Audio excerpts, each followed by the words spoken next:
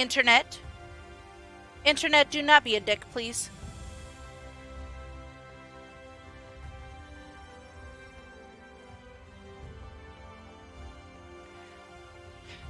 Dragon! You do not need to help with that. You do not need to make me a server.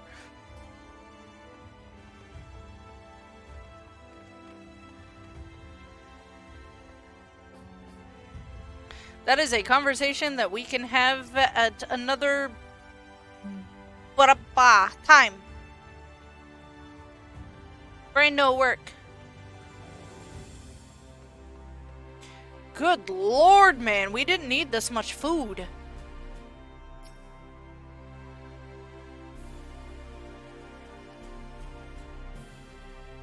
Eat, feast, and be merry. Okay.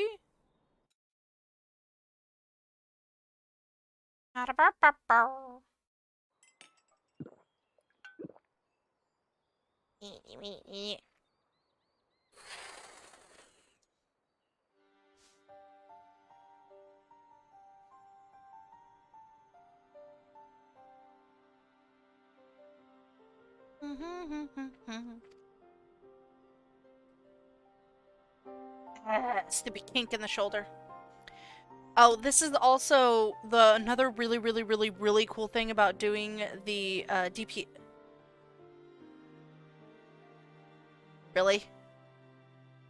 Stream elements. We already know that I'm online. Is it because it derped? Is it because it derped again? God dang it.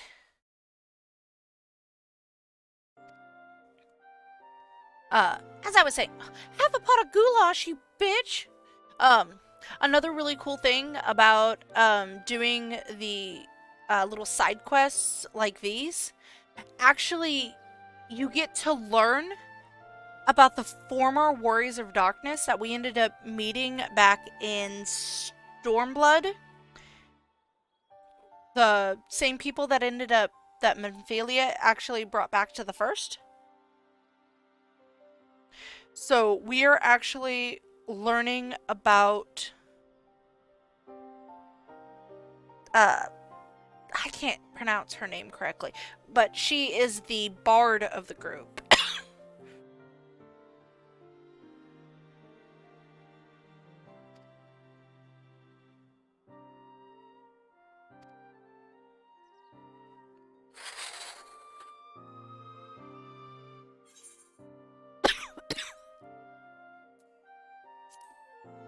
We basically get to learn about them and also soon find out how they became the Warriors of Darkness. And then also, we kind of already know what happened to them. They went back to the first with Menphalia, and the flood was stopped. So, and after that, we haven't heard from them or heard anything about them, except for in the case of what the stories have said, that the Warriors of Darkness are actually the ones who ended up causing the flood in the first place.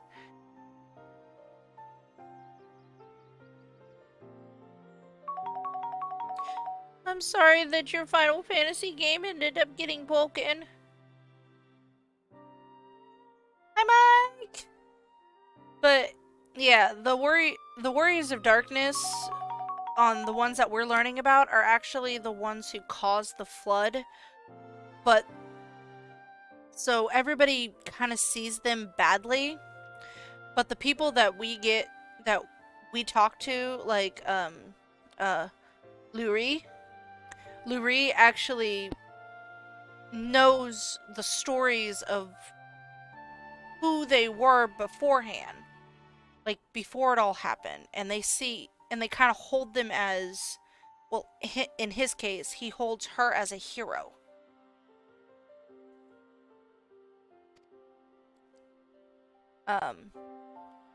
Rinda Ray is what they call her in this life. This is definitely one of the biggest things. The simple truth is Rinda Ray was the greatest hunter who ever lived, and beating her in her own game would be an amazing feat, don't you think? So we'd be going up against Rinda Ray this entire time. Or somewhat, or the darkness that was her.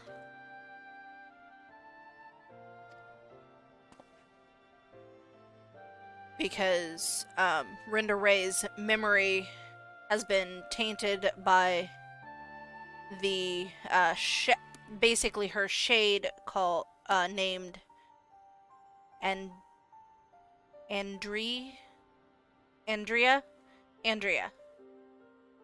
Hi, Mike. I think I said hi before, but I can't remember. Hi, Mike. So this is the quest to basically clear Rinda Ray's name.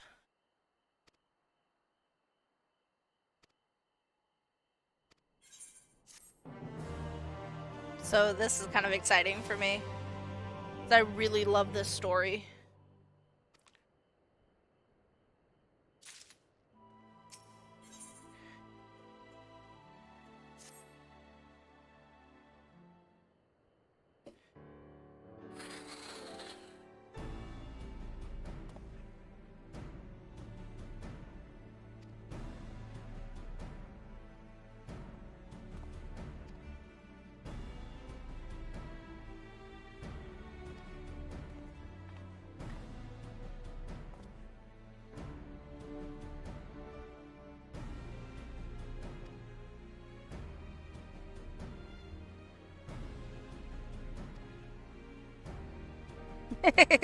Silly Mike.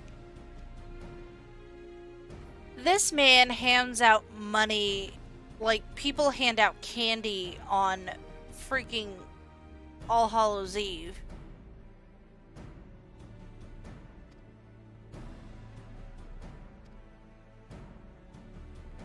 So we are heading back to Armorang.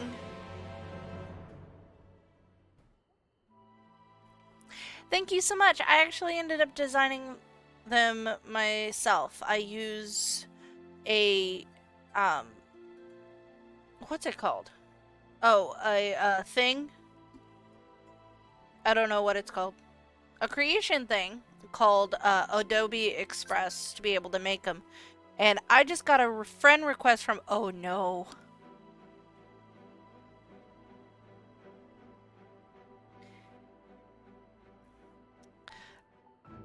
Oh no, not the ads. But here. I just got a request from my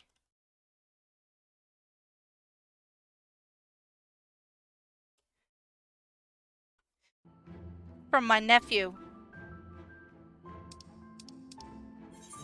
Or should I say godson?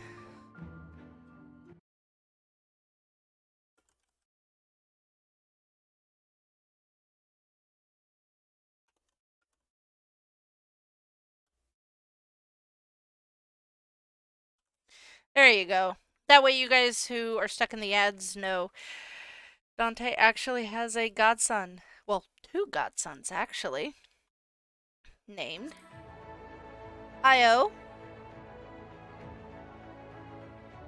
And we are actually going to head to Gridania to meet him face to face.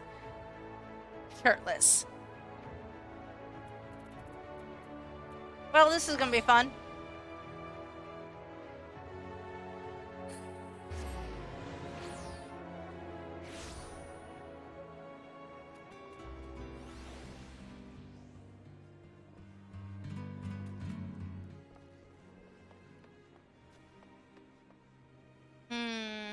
Where are they? Oh, wait. Maybe if I opened up the Friends? They are in Central Shroud. I think I know exactly where they are.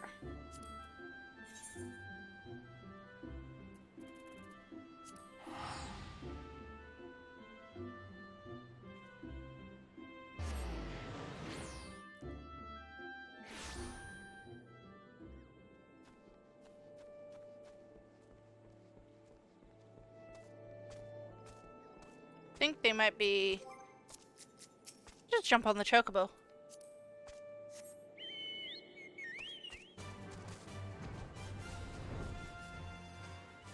Aha! I didn't have to travel very far.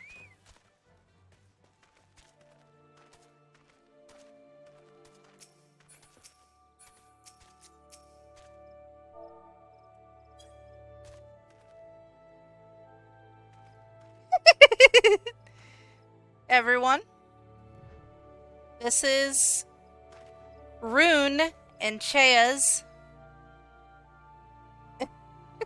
son, the youngest of the twins. This is his youngest godson.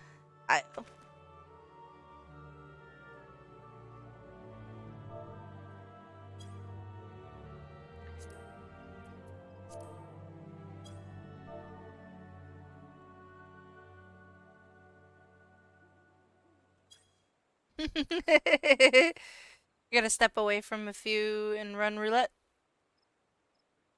Uh, not right now, unfortunately. I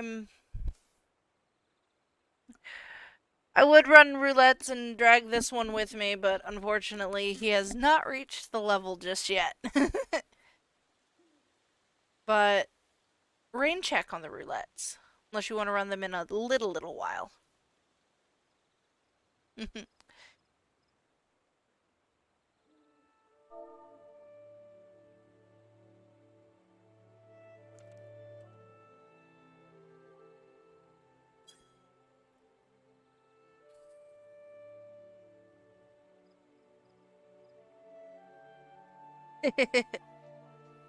But yes, this is Io. Io has a twin brother named Katsu. Can I bring up their picture? Let me see if I can find it. Because I got some really good pictures. Is it under pictures? Aha! Yes. Yes, it is. Peace, and as always, stay peanut perfect. Peanut perfect. Night Platinum, thank you very much for stopping in. I really appreciate it. Where is that picture? Aha!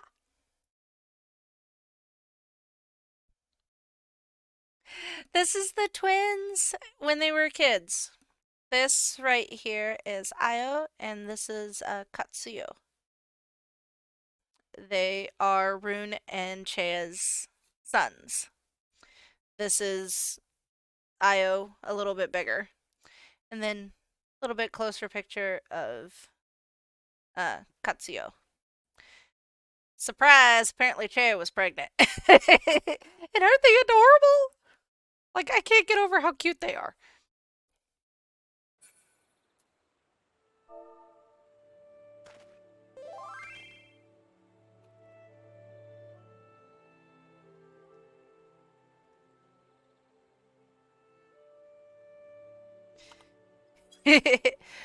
But they are absolutely adorable. As you ended up noticing, yes, they are twins, but both of them have very light colored skin, a lot like a Highlander. Katsuyo ended up taking on more of the dominant features of an Ara. Took on the white scales like his mom. And Io here took on more of the Highlander and Lalafell. So the recessive genes of the family. And the closest thing that we could find was an Elizin to that. So he got the so he got the picture. So he got the height instead of being super short like a Lala. Even though that Rune has two Lala older siblings. Because, well, his mom's a Lala, what do you expect?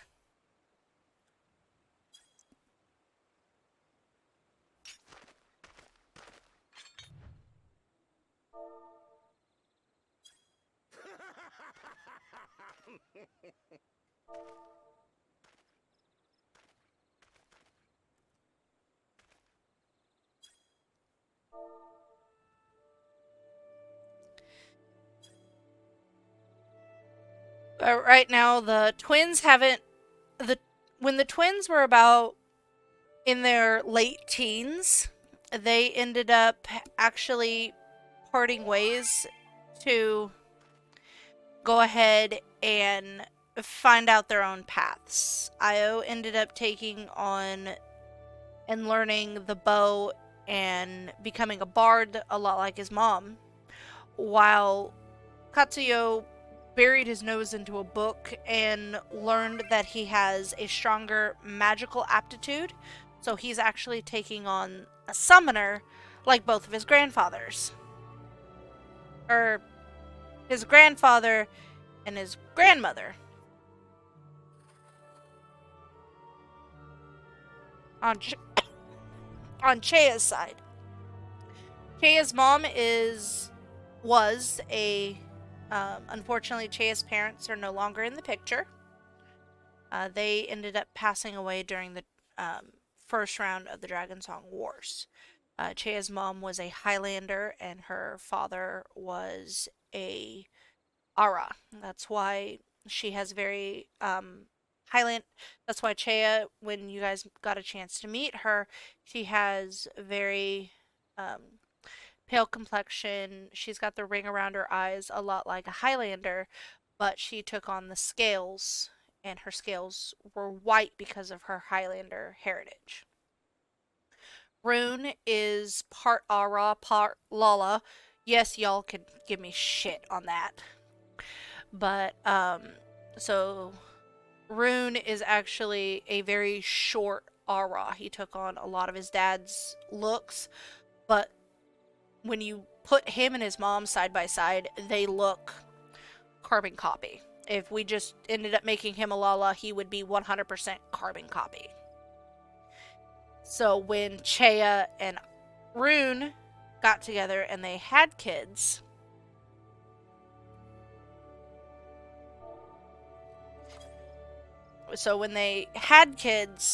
we knew that we would have to mix not only Highlander and Lala together, but Ara as well. So we created those two beautiful beings.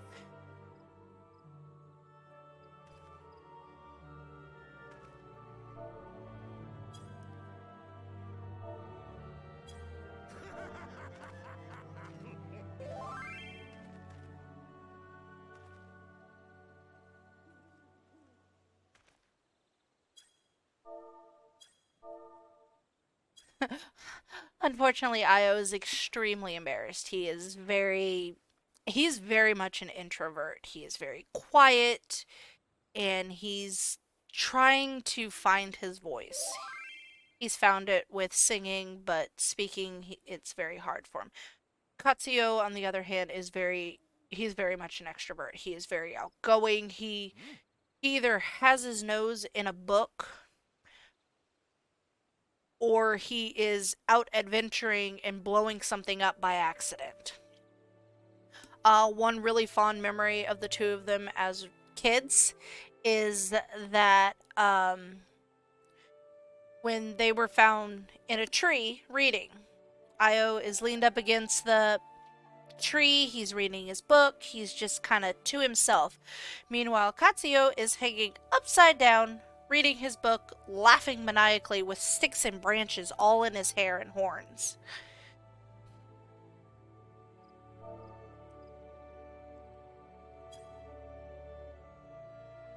So it's a really fun thing to be able to bring a story together that Che uh,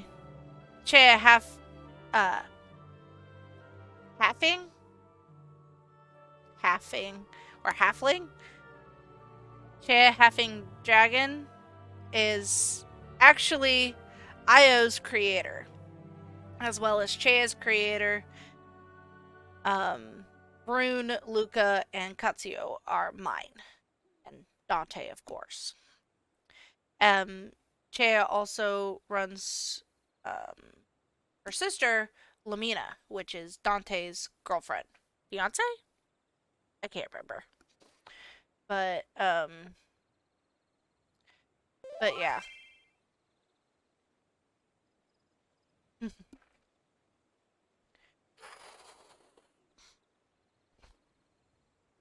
Oh, I'm not allowed to show that picture?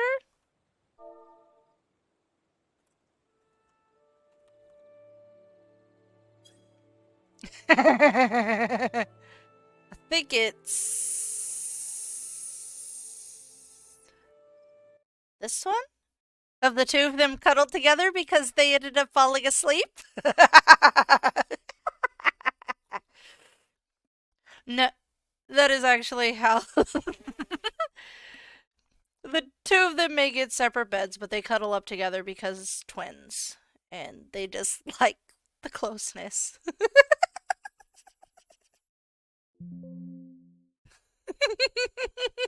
Gotta embarrass him.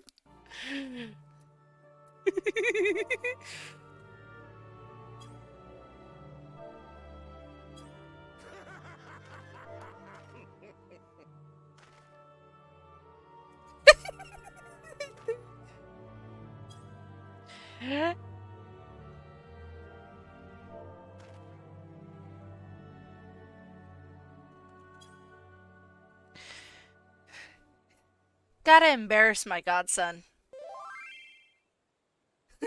Godson, nephew. I've got to embarrass the crap out of him. And it gives everybody else something to smile at, too.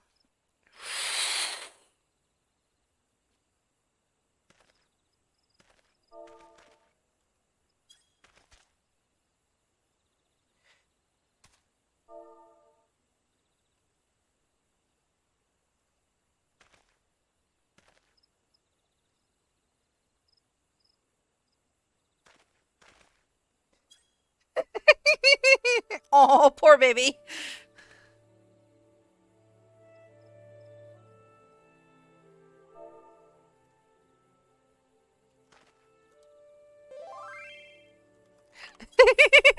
Please, no more.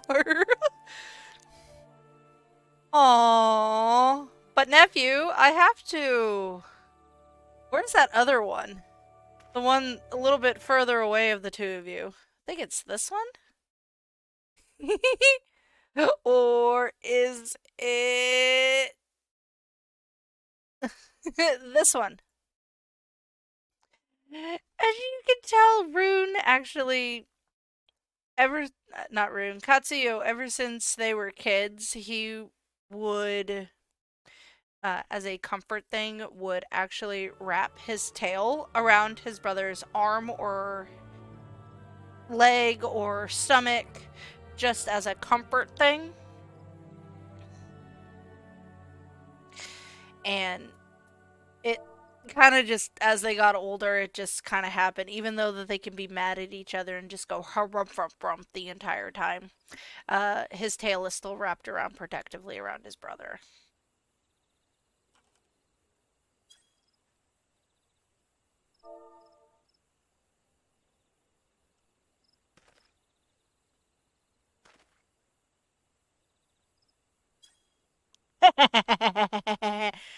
I like.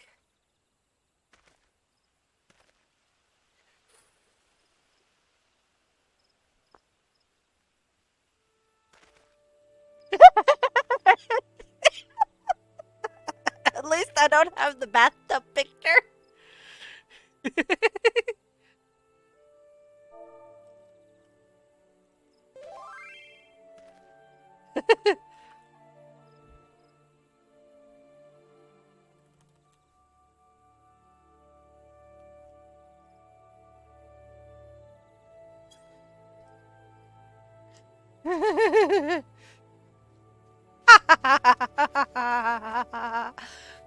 I'm just being weird.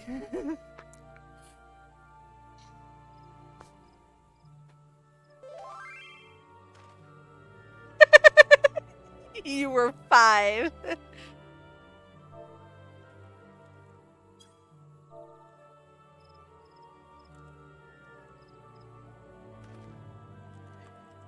For the one of you trying to drown your brother.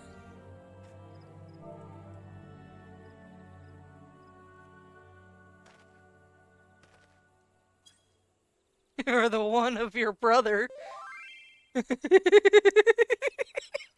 Or the one of you trying to drown your brother after he stole your swim shorts.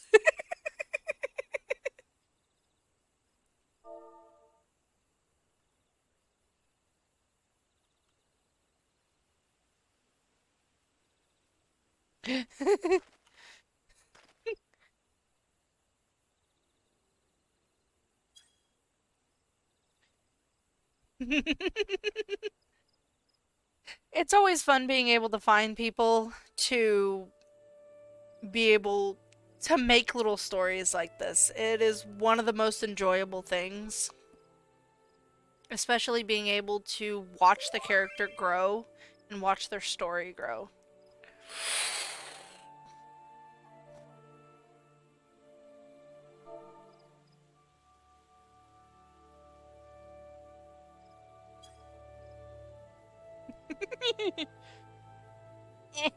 Tailbone, owie.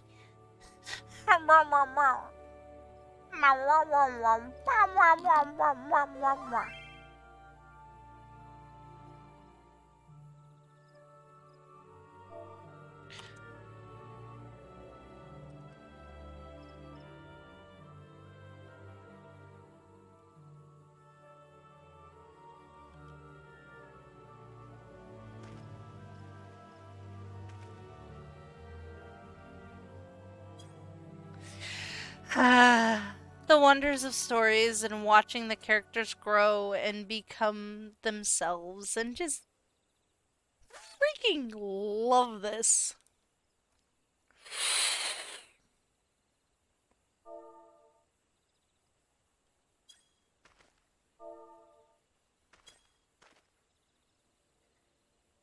And I know Che is just probably dying over at her place just watching the interaction between uncle and nephew.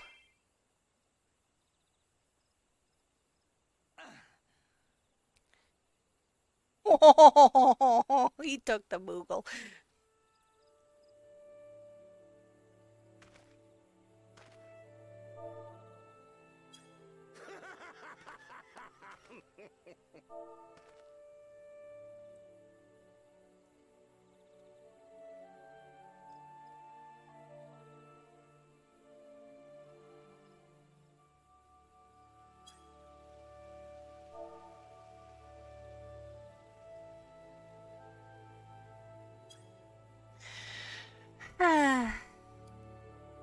Always fun watching stories to finally collide together.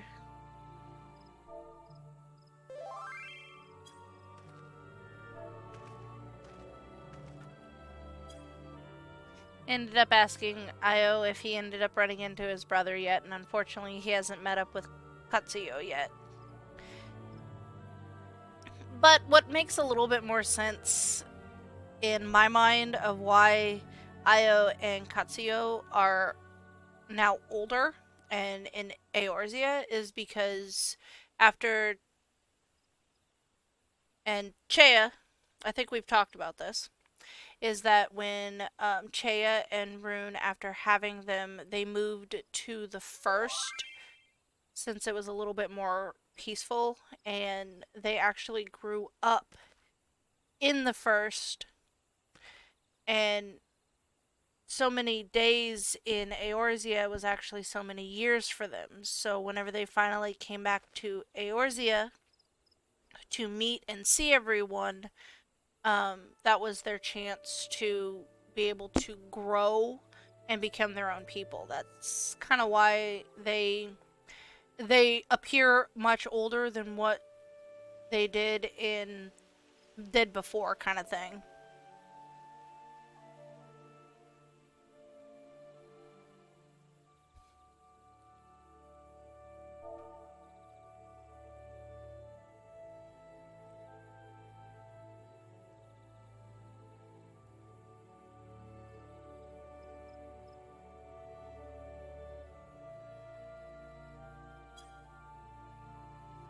So the two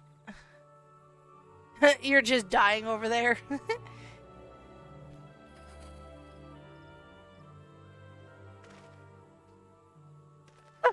Oh, Io, don't panic just because your brother's in Gridania.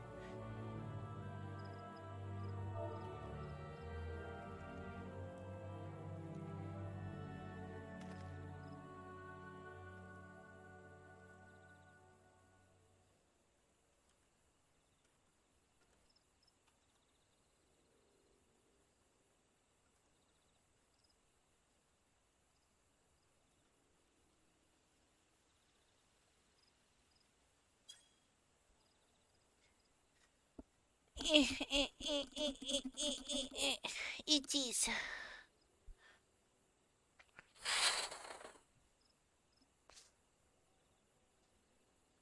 The twins haven't seen each other in quite some time because Ao ended up going back to Eorzea for starters and um,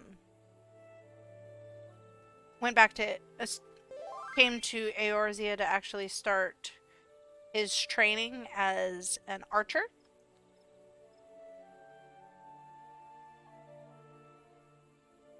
So, and um, Katsuyo actually stayed in the first for a while to kind of become stronger.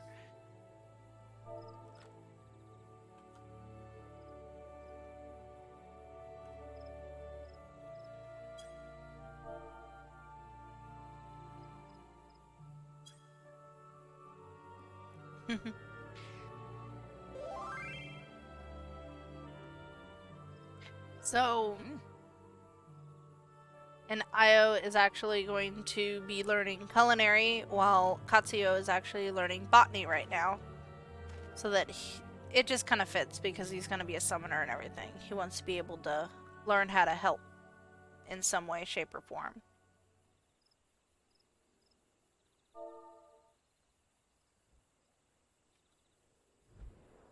That was a big ass whale. That is still a big ass whale.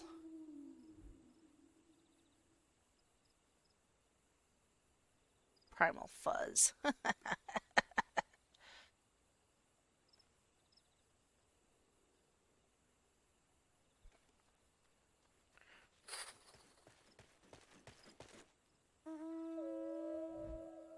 dang it. This dang whale.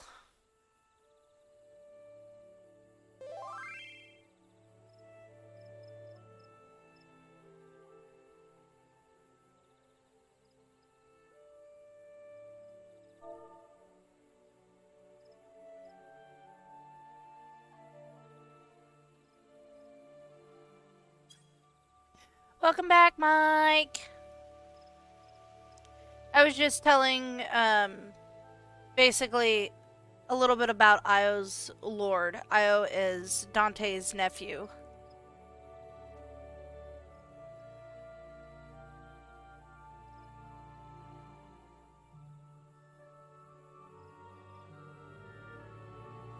And Che and I are just...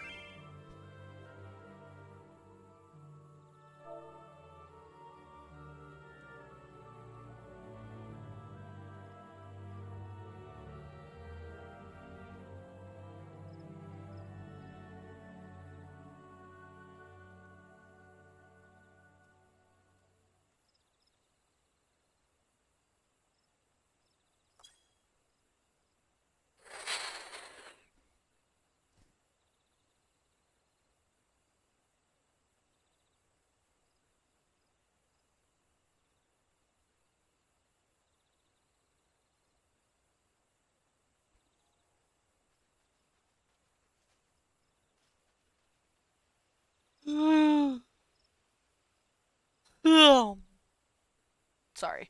Took him away! No! He ran away! Oh well, I'll come back in a little while. Yeah, Che is just dying over there because she's having fun playing another character.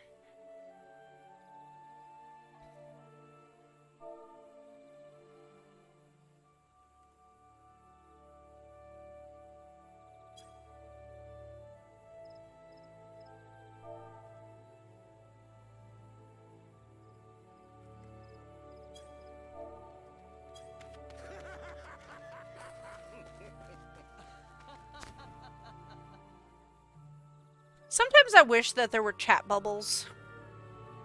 But there's not. And it makes me sad.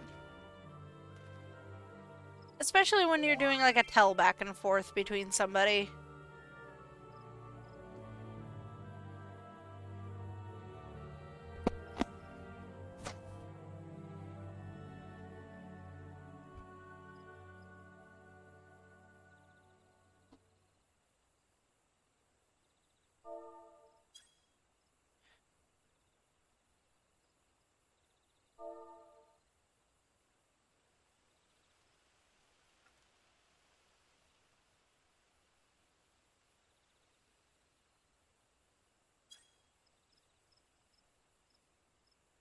I think we're gonna go ahead and part ways with Io and jump right back into doing the quest with Luckree.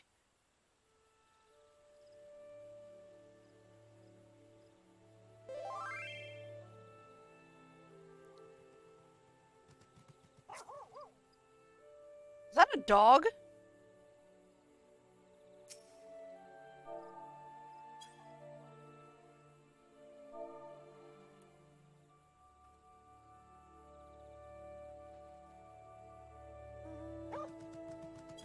That was a dog! Oh, that was a Shibu! It was a Shibu. That's probably not how it's pronounced, but it is to me now, so ha.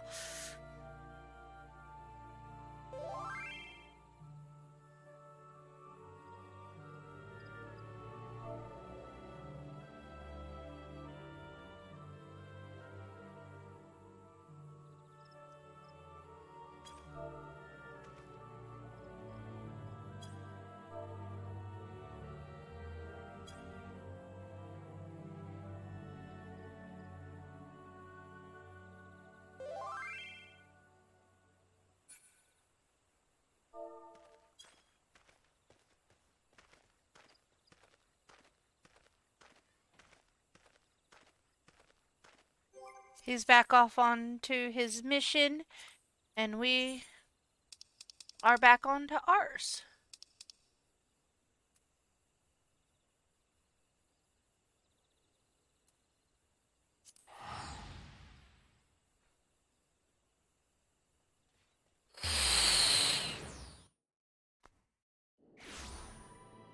Alright.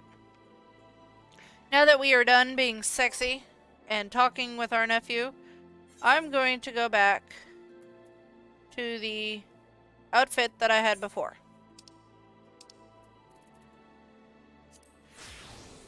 Not that one.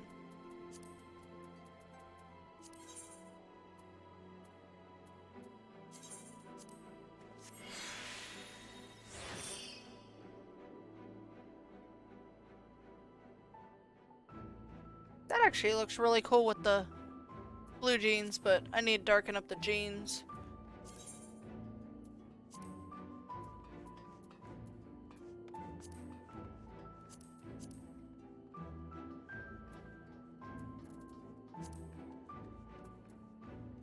Yeah, there we go.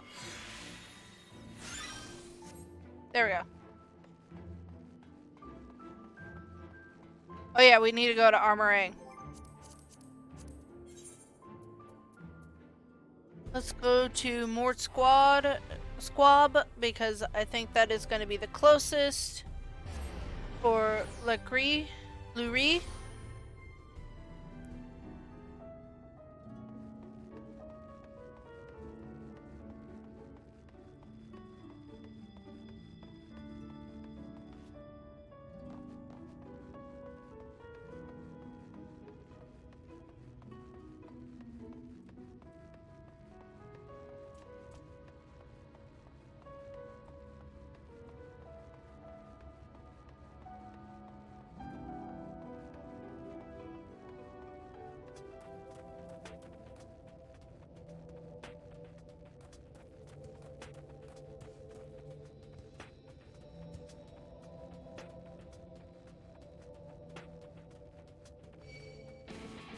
God dang it. Leave me alone, you giant sand lizard.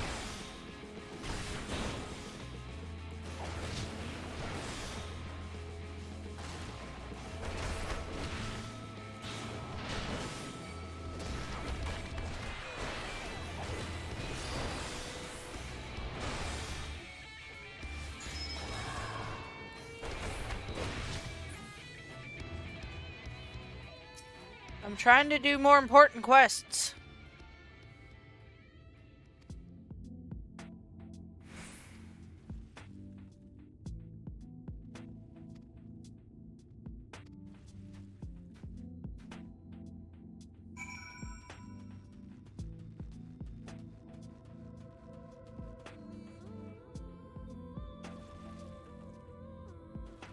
Oh, you did? That's cool!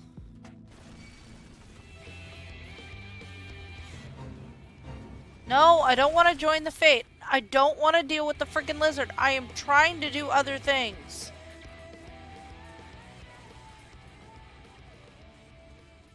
Why is it when I am trying to do something cool, everything wants to be my freaking friend and eat me?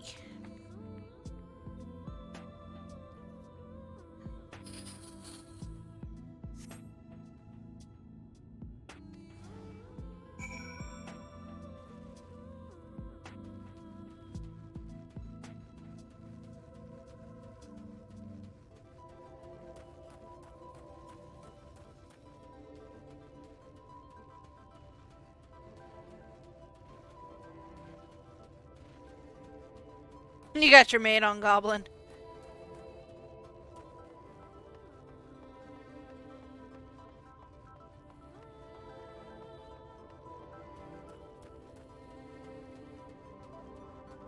Why is this so far out over here?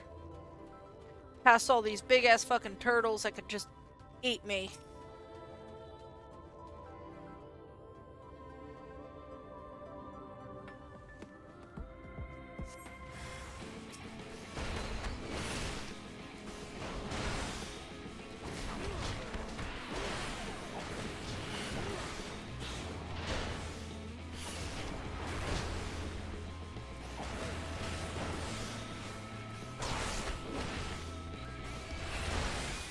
Holy crud, you hit level 90 on Bard? That's awesome.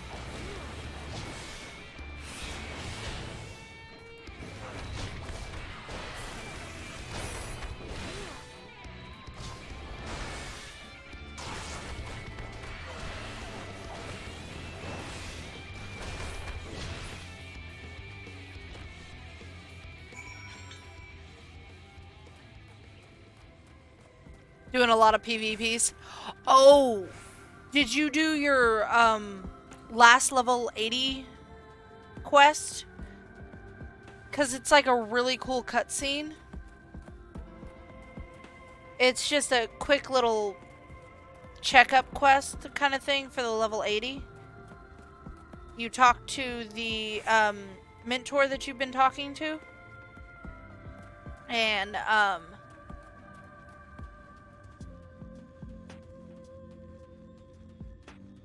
level 90 in Stormblood. Oh. Oh. Oh no. Well, if you need to, then go ahead and make another class.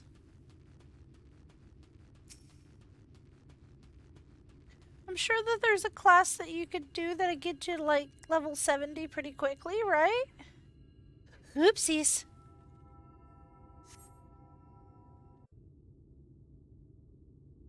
Okay. Because I think Reaper is level 70 if you wanted to run Stormblood as a Reaper.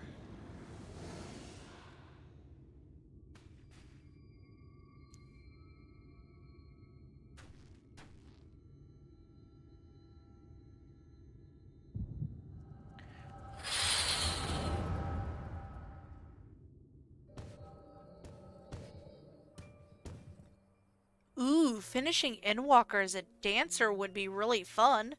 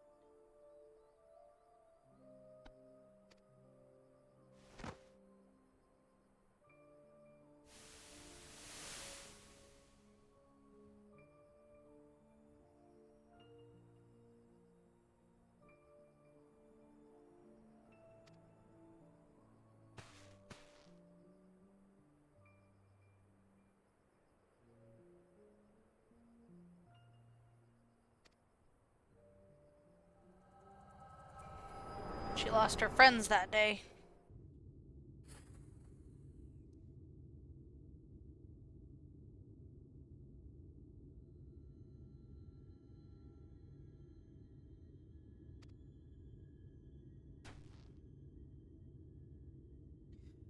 Dante then goes on to explain about his vision and what he ended up seeing. And that he has no control over his damn visions, unfortunately.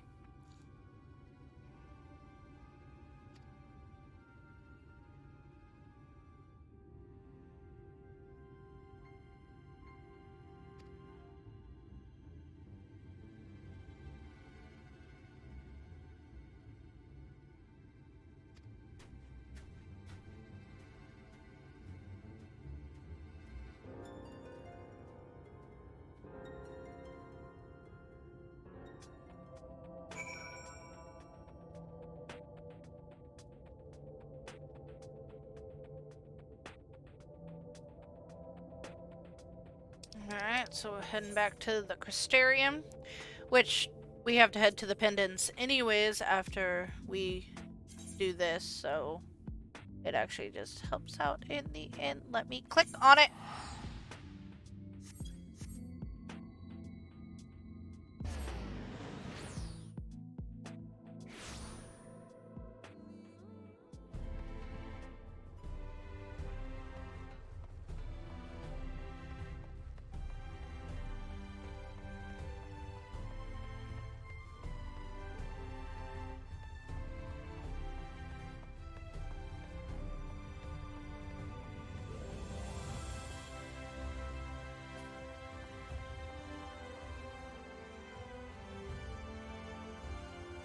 People take random naps everywhere.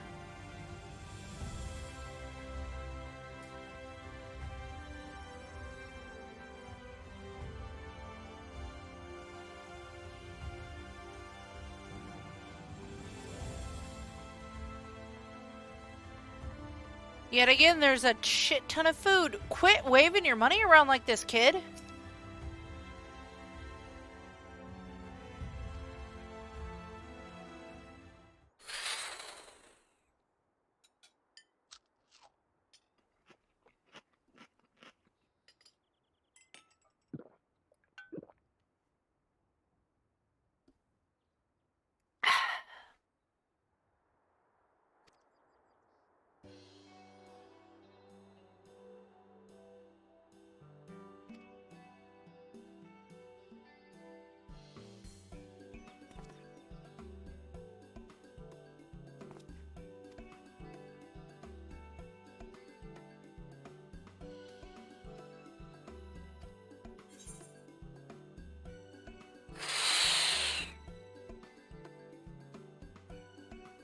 You sure it's wise to spend your money so freely?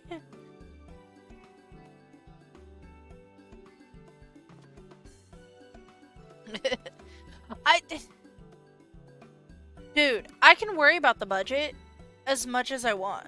Dante has worked his tail off for the money that he has made to make sure that he has not only extra saved up, but is able to sit comfortably for quite some time. And here he is just flaunting what he has and spending it.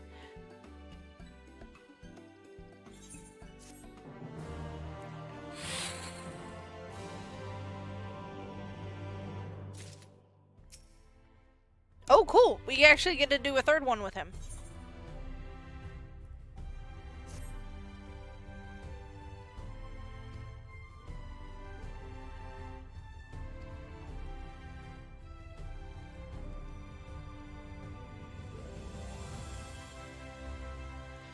Alright, looks like we are heading to Colossal now.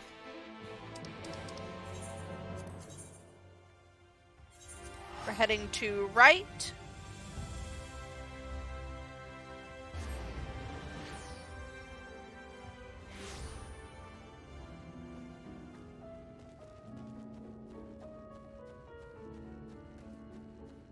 Before I forget. Again.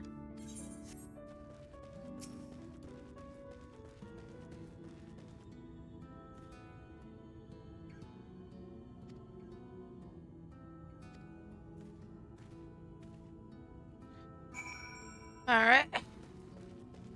Search for the bear-like sin eater. Oh, great. I hate the bear sin eaters. They're big and burly and just a pain in the ass.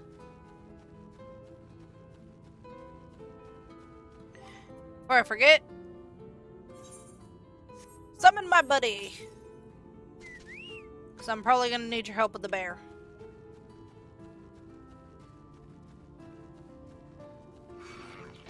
God dang it, leave me alone.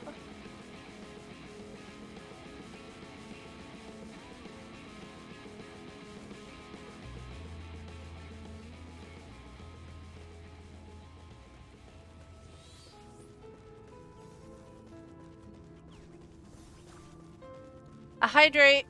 Okay, soda. Soda. Pip extra to be exact.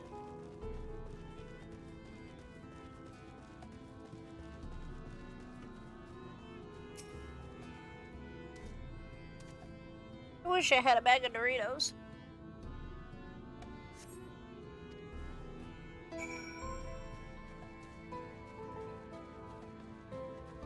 Let's head past the dodos. God dang it! Leave me alone! Leave me alone! Leave me alone! I have to fight you because you're in my way.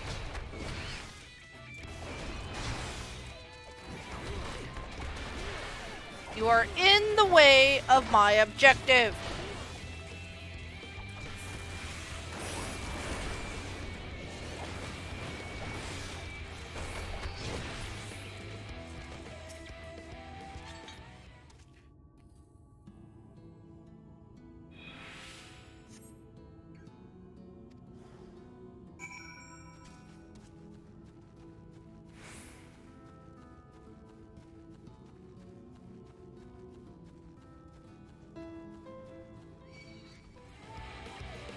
Stupid dodo bird, leave me alone!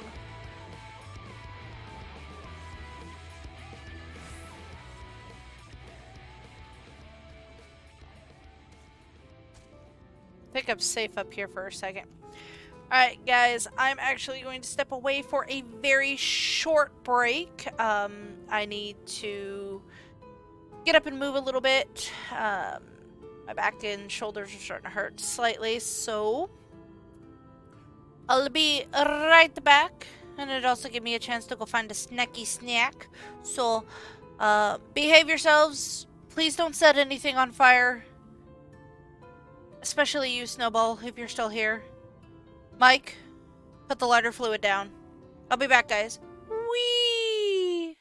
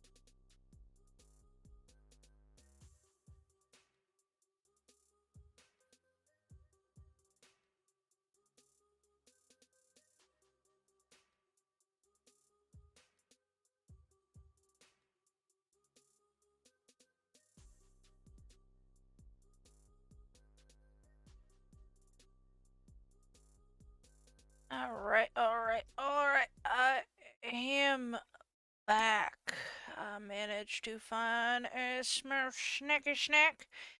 And I found my wraparound ice pack for my shoulders. So, that's always good. Sour Punch Bites, assorted flavors, strawberry, green apple, and blue raspberry. These things are good. Oh, I'm sorry, Mike. Did I ruin your fun? Did I take your lighter fluid? Did I make you put your lighter fluid away?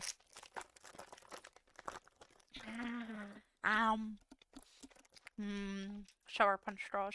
Freaking love these stupid things.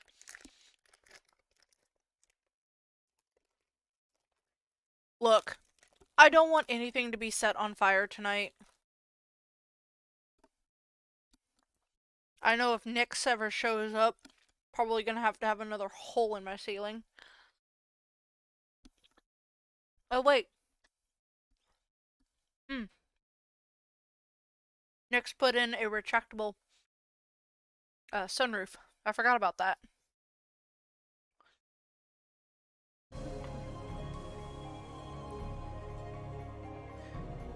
I need to move that to my other shoulder.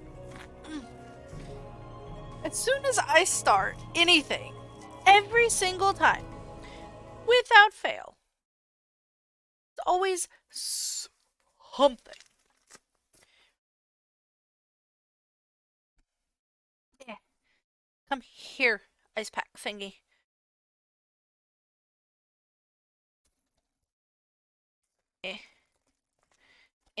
Stupid ice pack thing. Why? Why must you be an asshole when I'm trying to use you for your proper usage? Sorry, my ice pack thing is not wanting to do its job and sit on my shoulder. So I have to adjust it.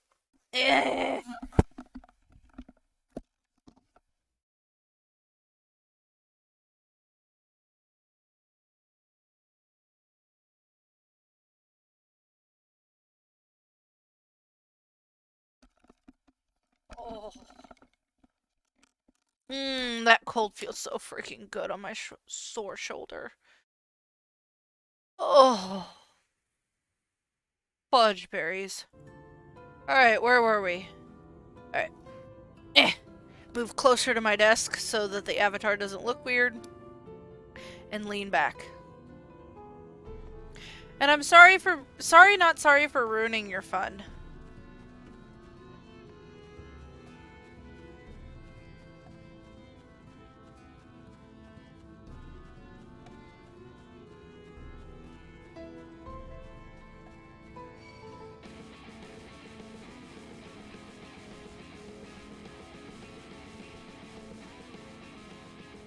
May have Sorrow give me a shoulder rub whenever he gets home.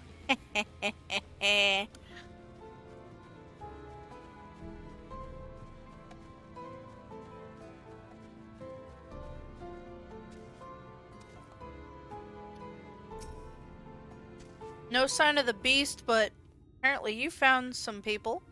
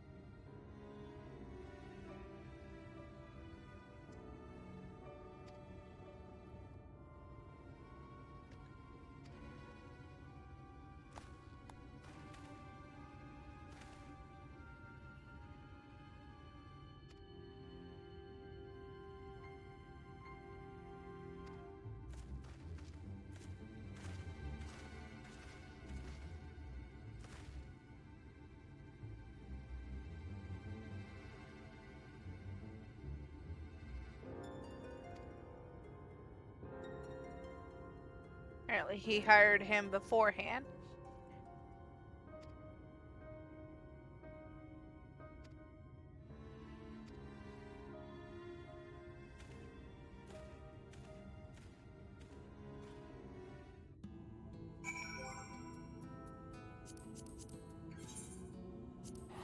Back to the Crystarium.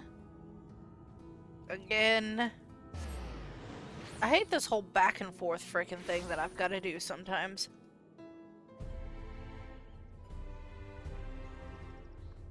Oh. Shit. I was supposed to go to Yule Mall. Son of a bitch.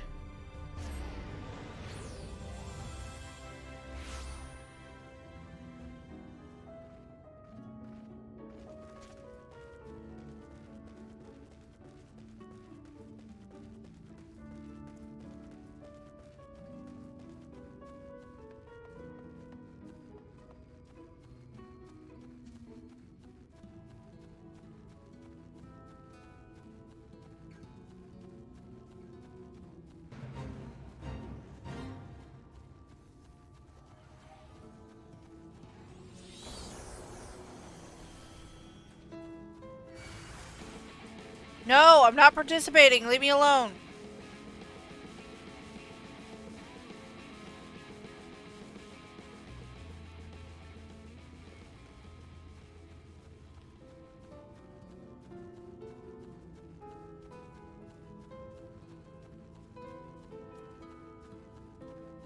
Mike, if I gave you permission to burn one thing, would you be happy?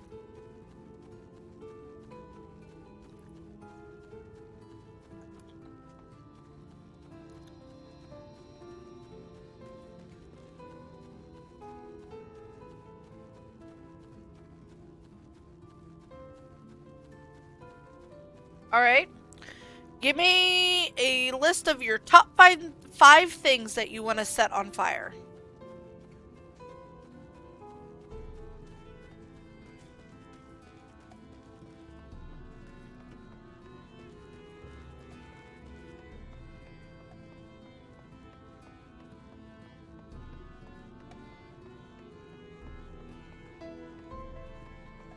And I know it's hard to choose 5 things.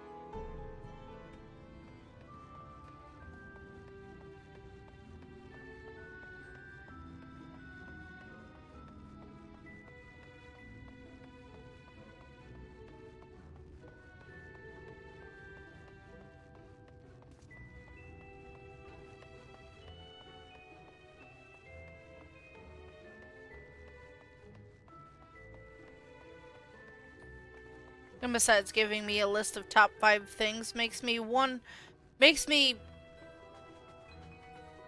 kind of think on what I would let you set on fire.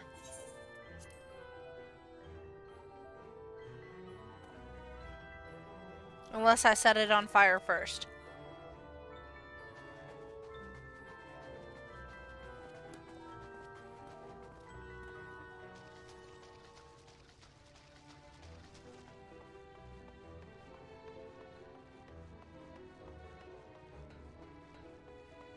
Alright, well, if you can't think of anything, then how about...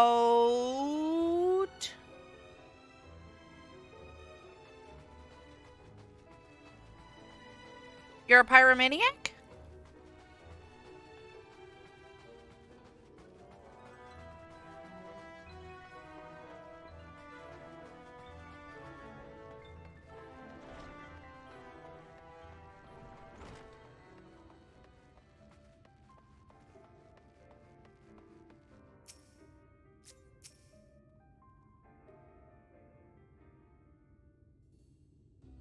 You're a firefighter in your local town, but you like to set things on fire. Well, at least you know how to set things on fire safely.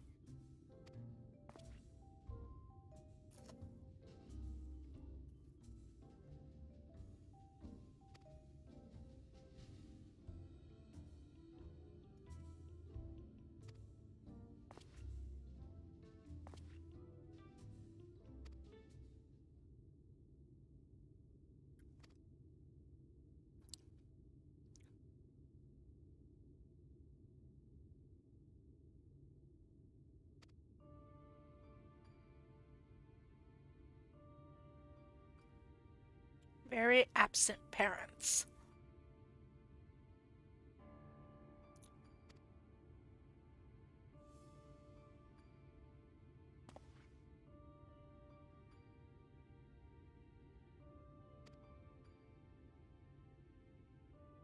I know, I want to slap the shit out of him too, Dante.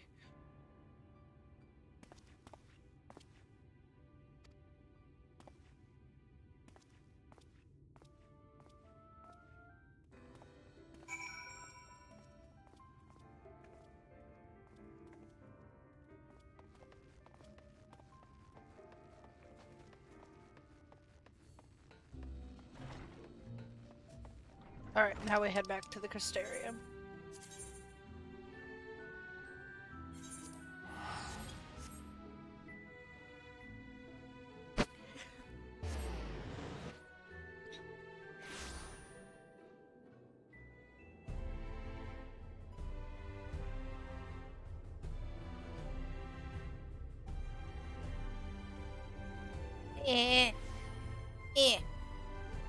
Haha! Oh, that feels so much better on my shoulder. But not so much on my neck, but oh well.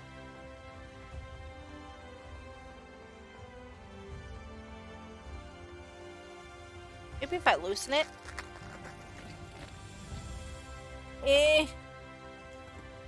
Oh, it's slightly better. Stupid, slightly dislocated shoulder.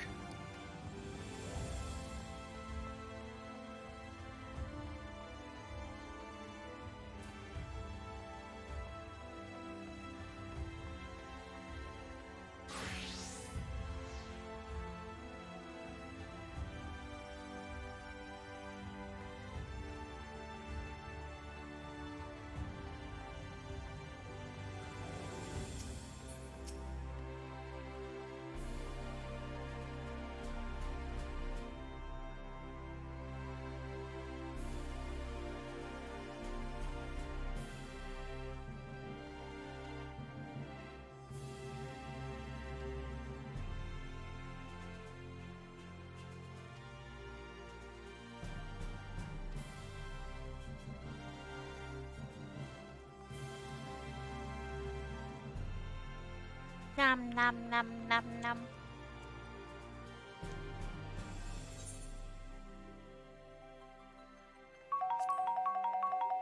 No, pets forbid it.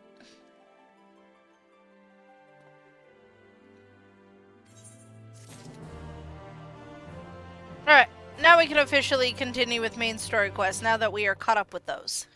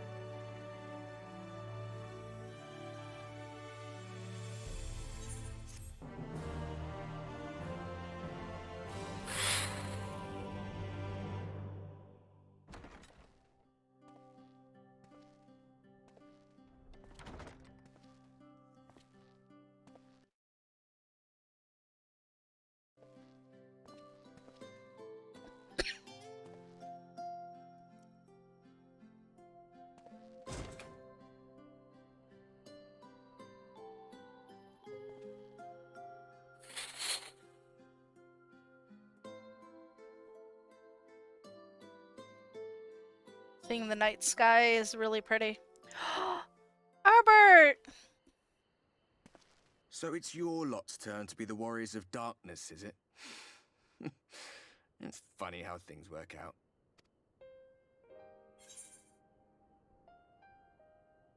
Been watching, have you? Well, I did warn you. I followed you to Yulmore and then on to Armarang. And I was there when you slew the Lightwarden. Just following me, aren't you? Those white-haired twins who were with you. I remember them from our battle in the Source. Alphanon and Alize. Are they your friends then? through thick and thin. They are. They're very important to me. Aye. Then I suggest you keep them close. It's when you charge ahead trying to save someone else that you end up losing those you love. Been there, done that, buddy. Not that you need telling, I'll bet you've lost plenty. But I wonder, what will it cost you this time? I'd rather lose my arm at this point than lose any of my friends. Or lose myself. When it was that I learned regret wasn't worth the bother. You get numb to it all over the years. The lost comrades, the broken promises, the abandoned principles. Just more nagging burdens to ignore. Nope. You never ignore it. You grow from it.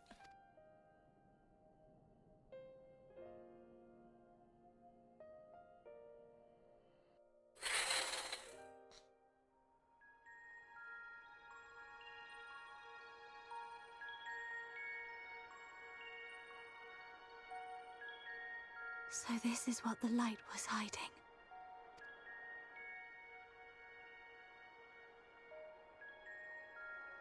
He's here. I must go to him.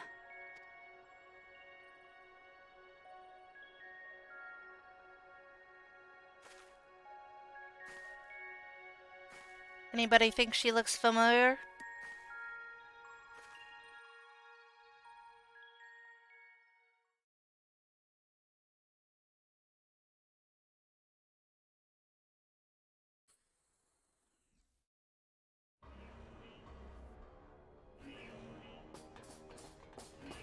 Intruders!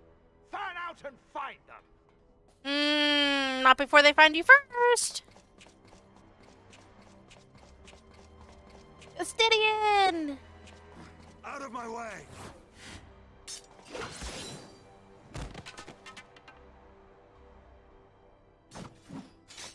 Stay your weapon. We are not your enemy.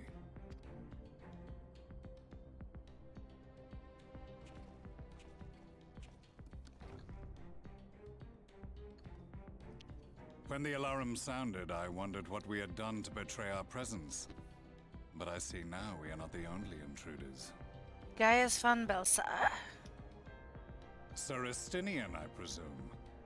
The dragoon who plucked the warrior of light from the jaws of death? Your armor is most distinct.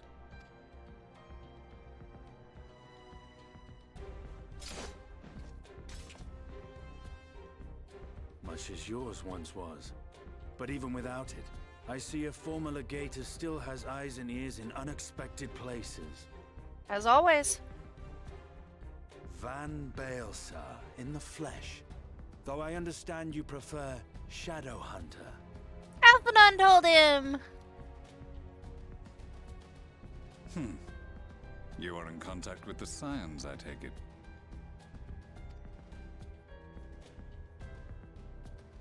Or rather, Alize probably told Through him no choice of my own. before They she tracked passed me out. down and conscripted me to their cause. Conscripted. Conscripted. Bitch, please. You said okay. You could have said I no. swear the receptionist was trained as a spy. Not that anyone can escape that Baldessian woman once she has caught the scent of your ether. He's talking about Tataru and Kryl. If they have resorted to using freelancers, I must assume their attempts to raise the afflicted have failed. And what of their champion? Away on other business. Thus, it has fallen to me to root out any trace of the Empire's new weapon.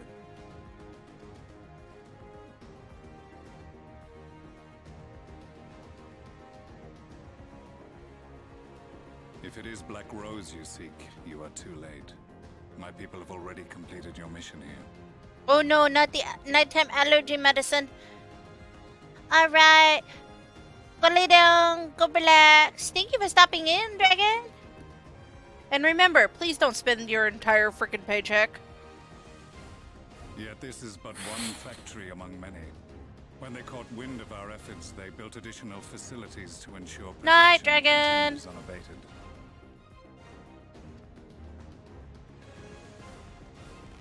There will be no one left in the lands they conquer. No citizens to conscript. No skills to exploit. Nothing the Empire needs. And they will call it victory. Yeah, she looks pretty salty at What you for exactly does smacking this her. black rose do? The gas is described as a poison, but its actual effect is more arcane in nature. It was created to disrupt the ether in living beings, to bring the flow of their life energies to a standstill. Inhaling even the tiniest amount will cause all bodily functions to cease, much as a potent venom will stop a man's heart. Released over a city, Black Rose could conceivably kill every inhabitant, and all without damaging a single structure. Search every corner! Rouse the barracks if you have to! I want this facility secured! Not unless we blow it up! I have more questions, but now is not the time. Sir Estinian, I have an offer for you, but I will make it only once. Since it would seem we seek the same answers, you are welcome to join us. Ha! From what I hear, you need all the help you can get. In case you don't know, Varys himself confessed that your empire was a creation of the Ascians. I am aware of what his Radiance said at the parley.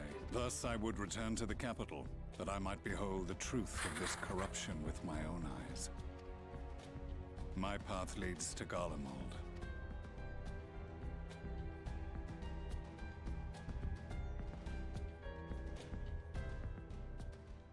Gaius is going to risk everything going back to his homeland.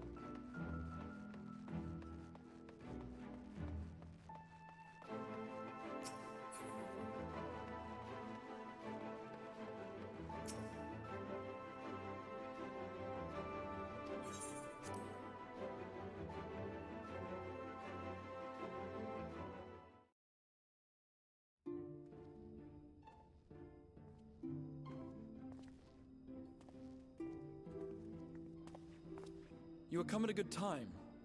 As you may have heard, we have something of a quandary on our hands. Of course we do. We always have something going on.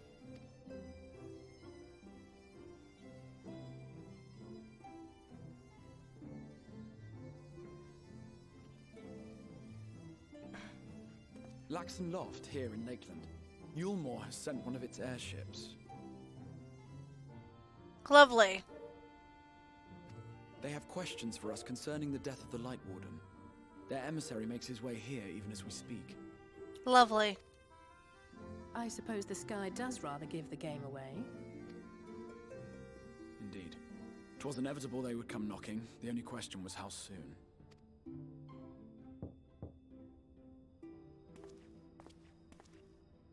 My lord, I am come with the Yulmoran emissary. May I show him in?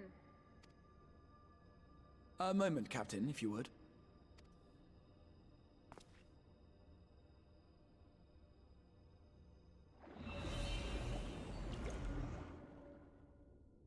Everyone, gather round.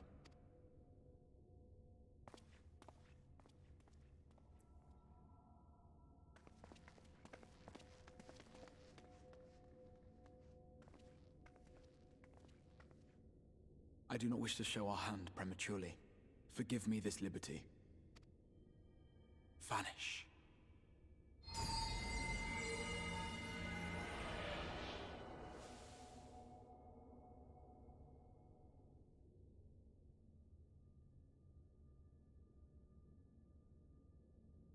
Enter.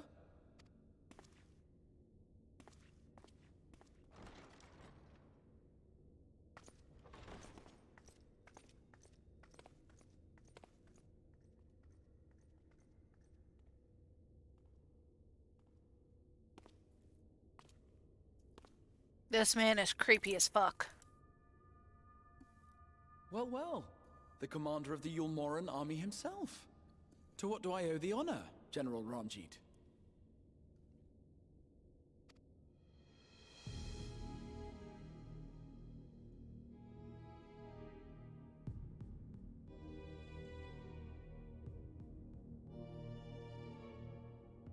The Lightwarden is dead, Exarch.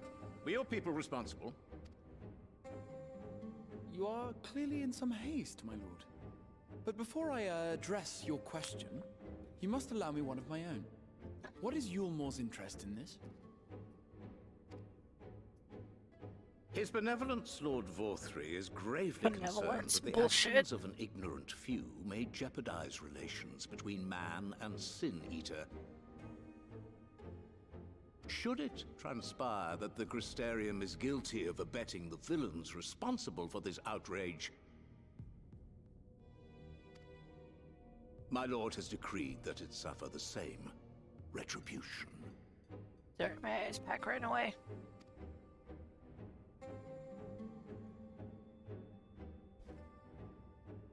I see. Since you have been so candid, I too shall speak my mind.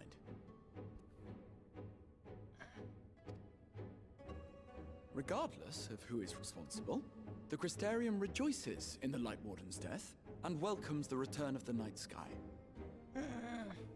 If Yulmor considers this tantamount to aiding those you term villains, then by all means, carry out your retribution. Know, however, that even should every innocent soul in the Crystarium perish, nothing can stop that which has been set in motion.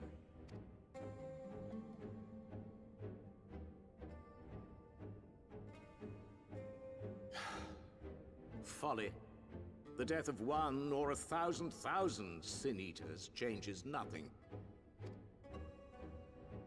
The world is dead, and writhe as we might, like maggots in its rotting course, it will not be reborn. Only by my master's grace may we live out our days in peace. Bullshit. But I waste my breath. You have made your stance clear. I shall relay your words to Lord Vorthri. In the meantime, you would do well to counsel any here who have done more than merely rejoice in recent events, to throw themselves upon Yulmor's mercy. Promptly. Mercy. I call fucking bullshit!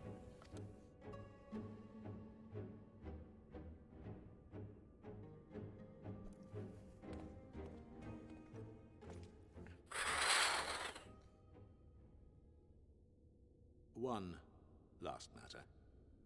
We are searching for a young artist and his assistant. Know you of whom I speak?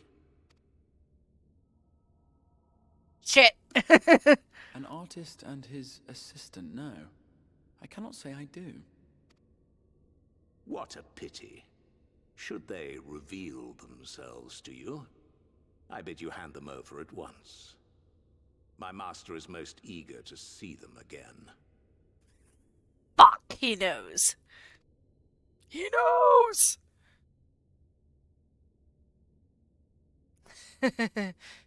Palisae, worried. Alphanon, worried. Dante, about ready to punch him in the fucking face.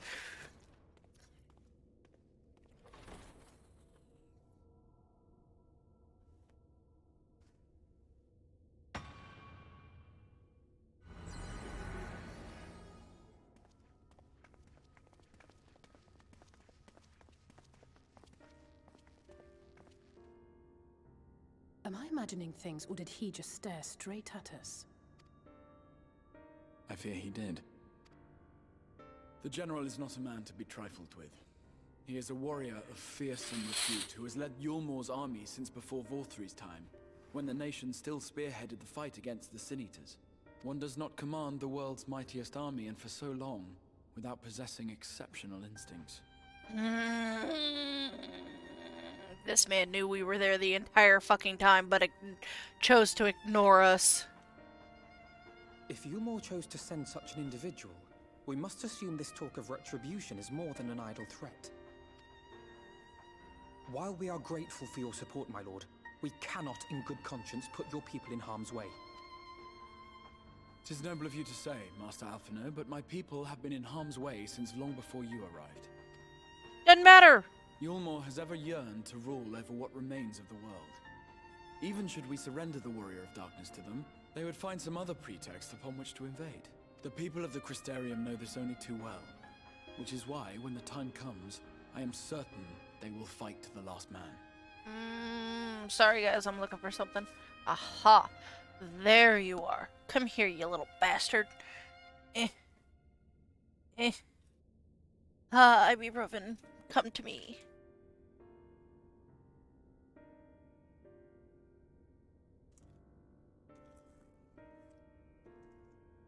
No! Almost dropped it.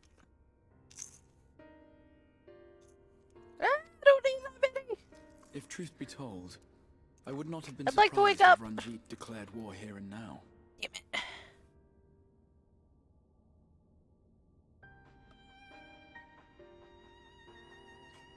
Yeah, I'm gonna have to find that in a minute. Oh! Little sneaky little bastard.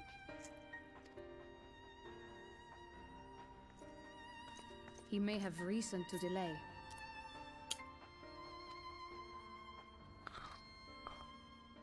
According to reports, the Yulmoran forces at Luxon Loft were observed taking a prisoner. A young woman believed to be none other than the Oracle of Light, Minfilia. It may be that General Ranjit wishes to convey her to Yulmor before commencing hostilities. Having mentored generations of Minfilias, it would not surprise me if he had made her capture his chief concern.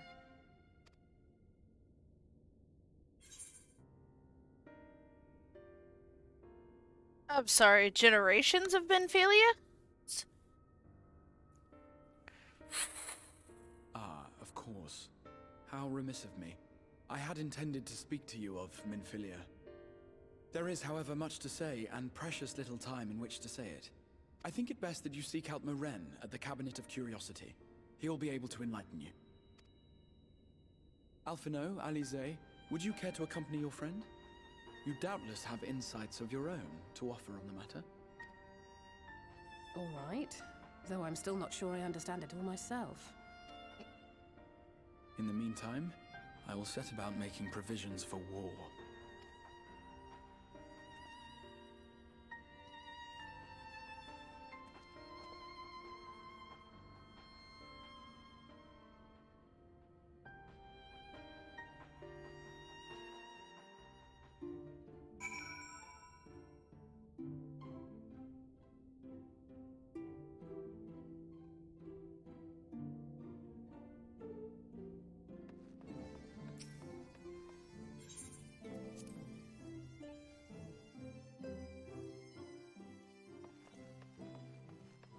To the Cabinet of Curiosities.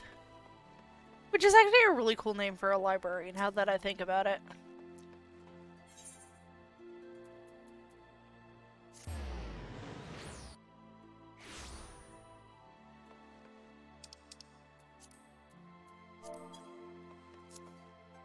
Wrong way.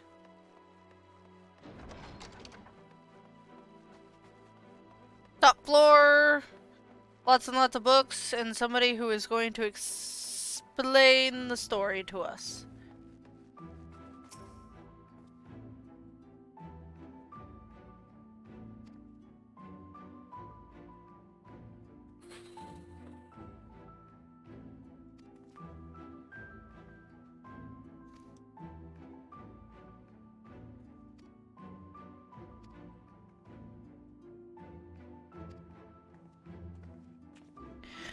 Okay, we gotta go look for a book. This way. Ouch! Oh! Oh! He landed on a chair! Oh, that! Oh! Mmm. Let's do this one. Let's start at the bottom and work our way up. Or not.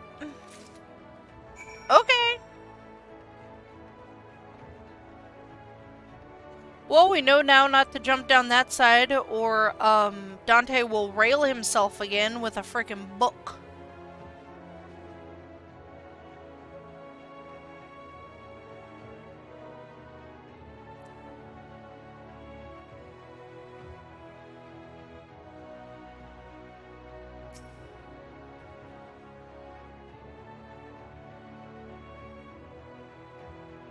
I know, I ended up getting it first try, and I'm like, normally I'd like to start at the furthest distance and work my way up, just because that's how I am. Especially, say that something is like right in the middle, closest to where I started. I like to take the furthest one out first and then work my way back in. That way I don't have to try and backtrack.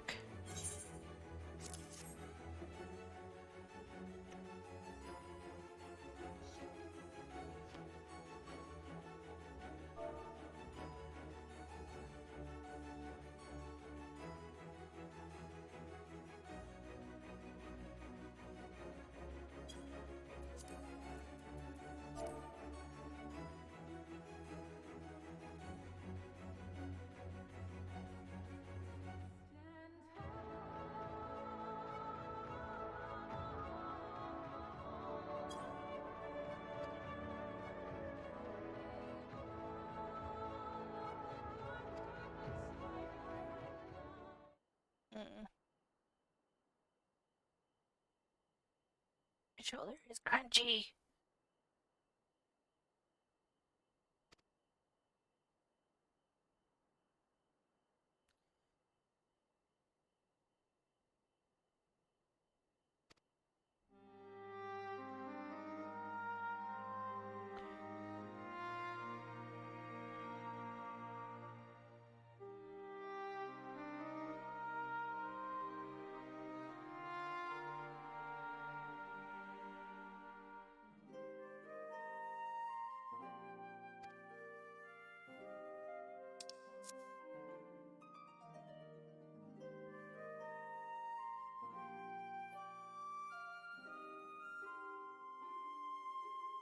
Hmm.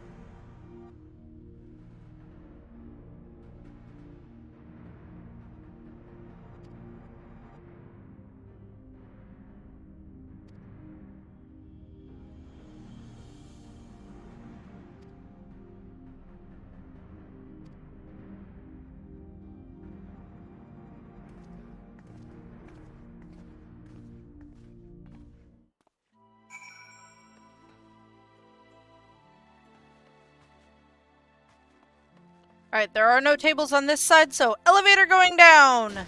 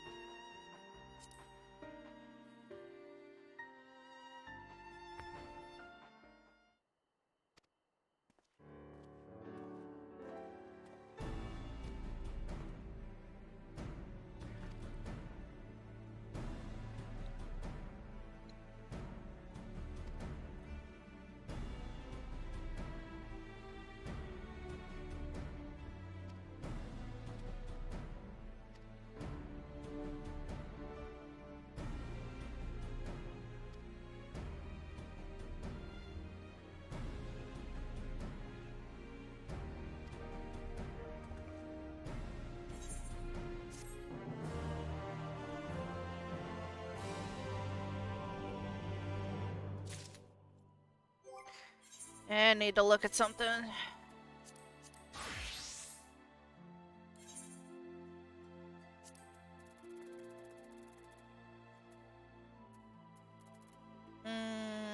Not in that one. I think it's this one.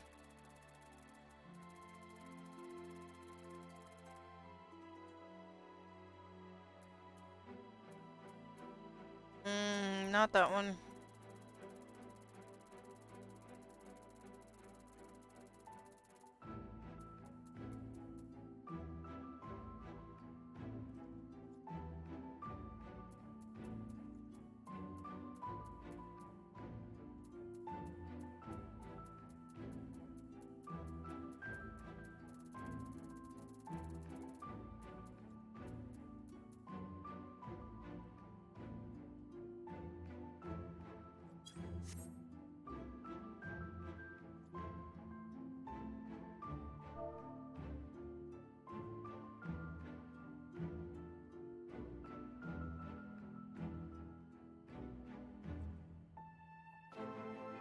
I have now made it to the Crystarium.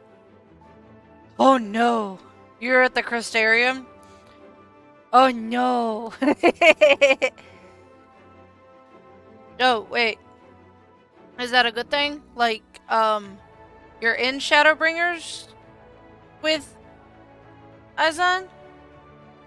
Or did you come hunting me down or something?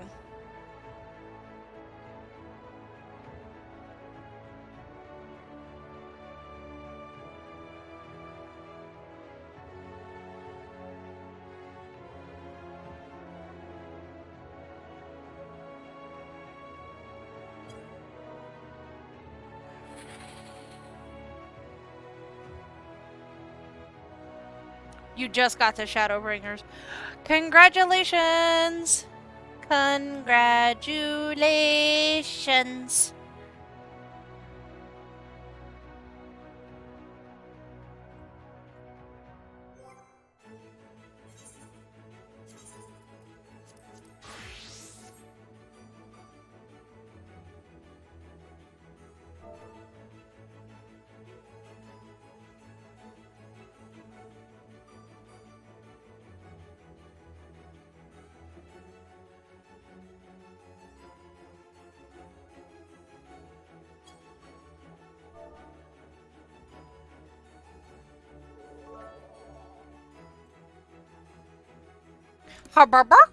Oh, Mau, thank you for the 100 tacos.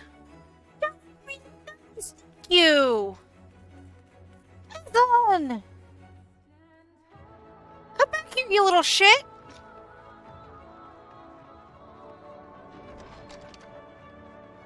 Hey.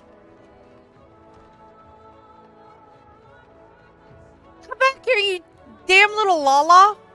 Wanna hug you? I say I wanna hug you and I pull out my weapon.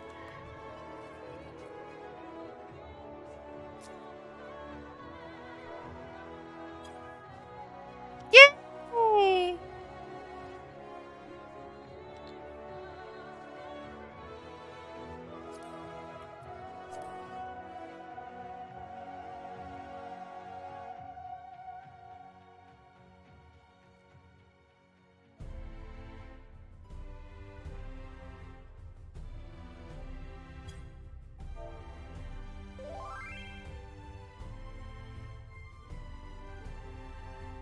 Yes, I want to hug you with...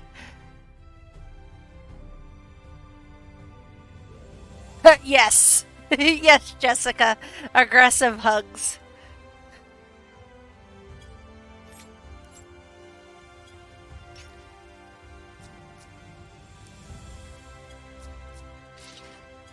Very aggressive hugs.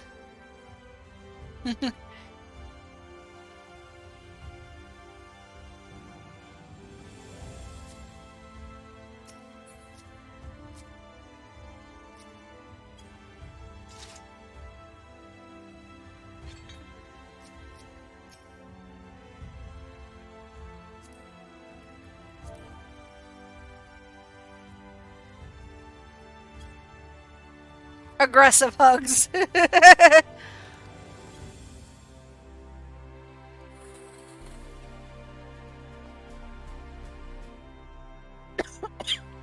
Now I'm gonna do the one thing that I know Azon Mike will probably hate me for.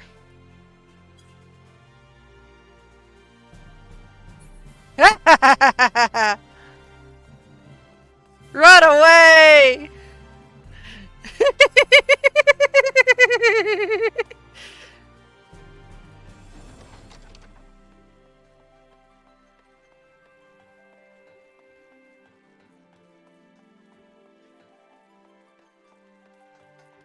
Nope. Nope.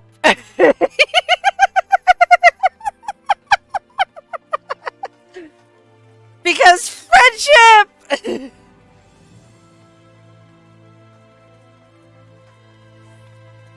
I value my kneecaps! Nope, I pet him. He hates it when I pet him. Oh god.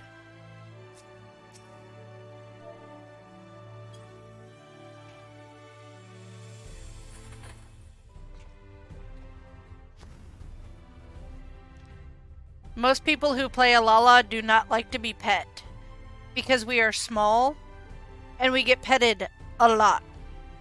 Like when I play on Luca, the first time I walked into Limsa, I was pet by 25 different people.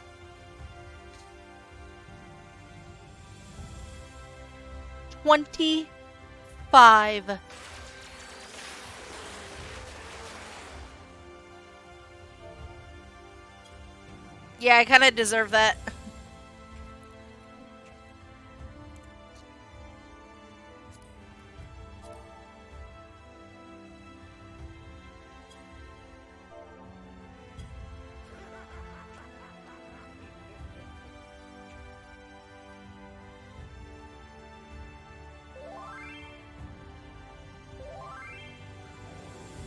Why can't you come down to my level?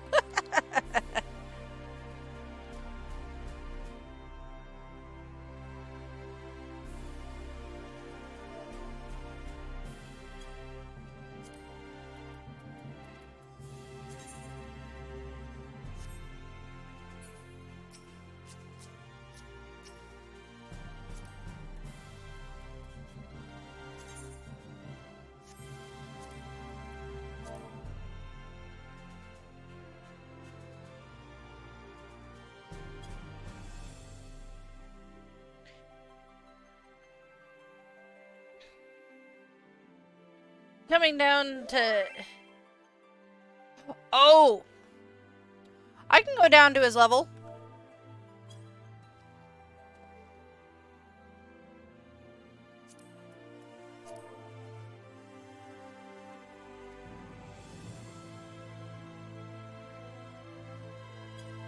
Now we can see things eye to eye.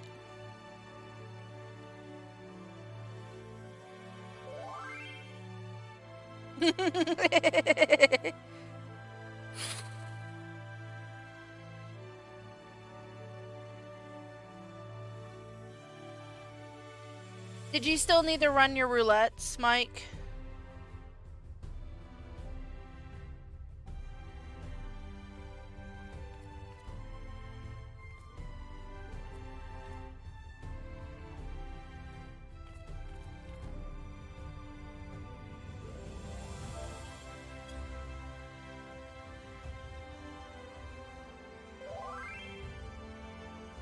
Alrighty. I didn't know if you needed your roulettes ran or not.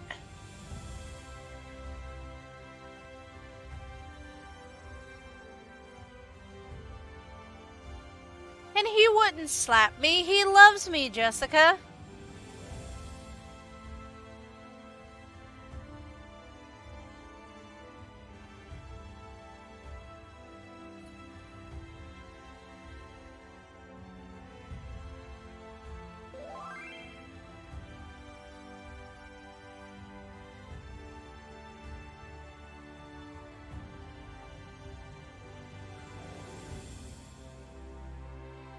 Azon loves me. He wouldn't hurt me. And I understand that, Mike.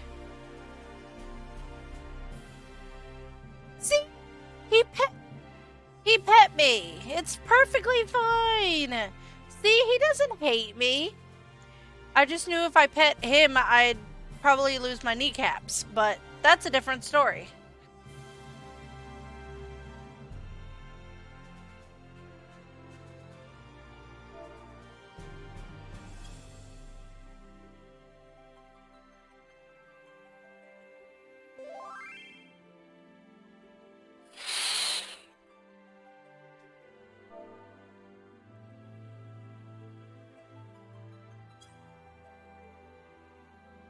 Don't I know it?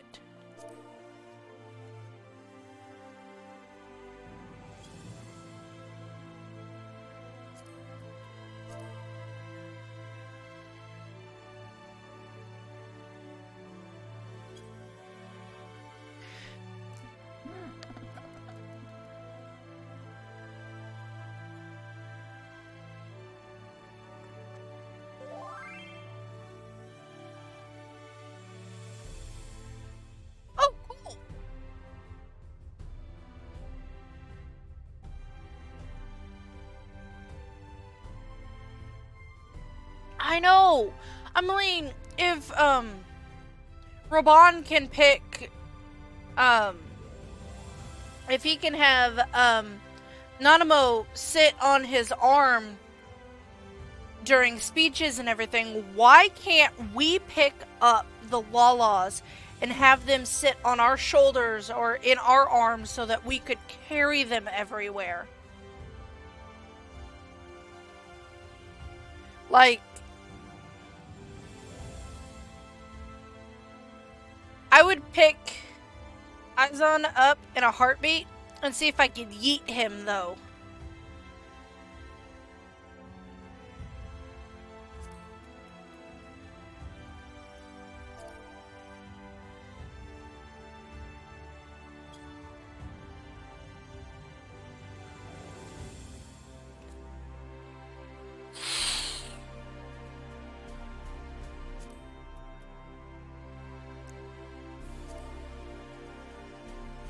True, it was... True. October was Throw Short People Month. I wonder how many Lalas ended up learning flying at that time.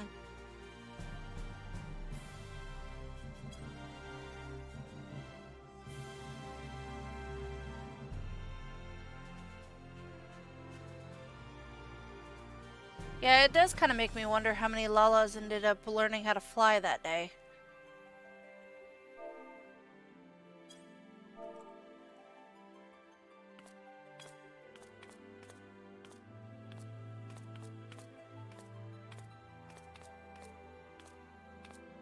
True, falling with style actually does sound kind of more interesting.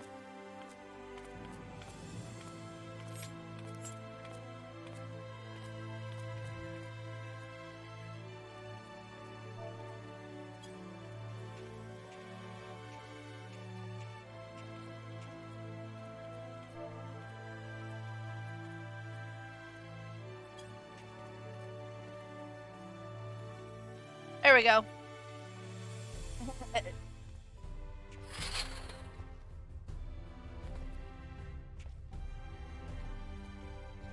We both know the same dance, so it's actually kind of cool.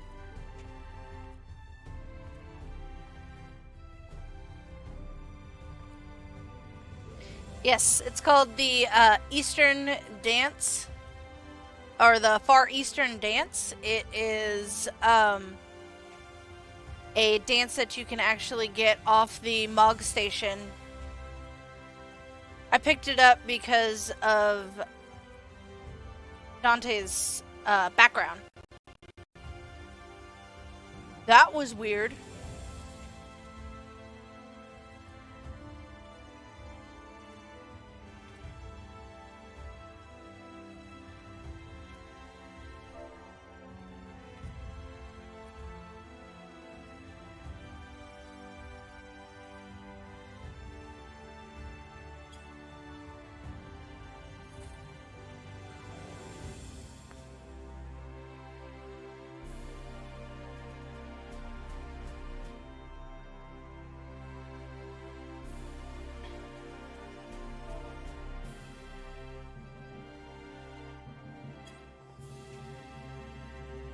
This is also off the Mog Station. It is called Crimson Lotus.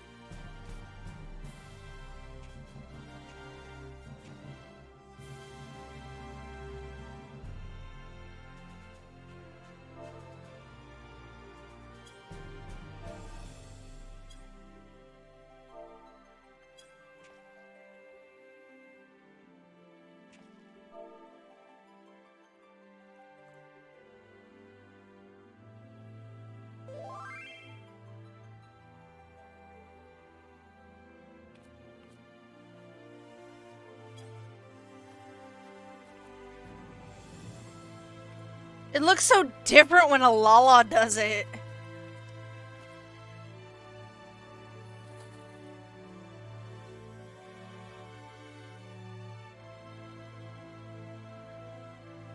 Yeah, I know that feeling about having to get the munchkins up.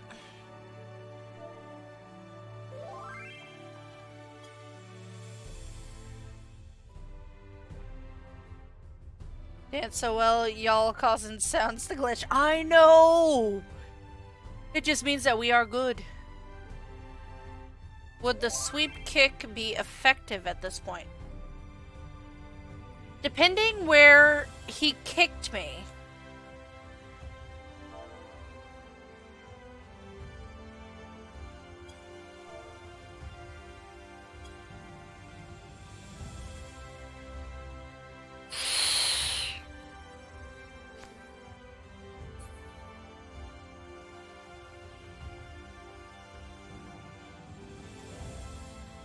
Oh, he logged out.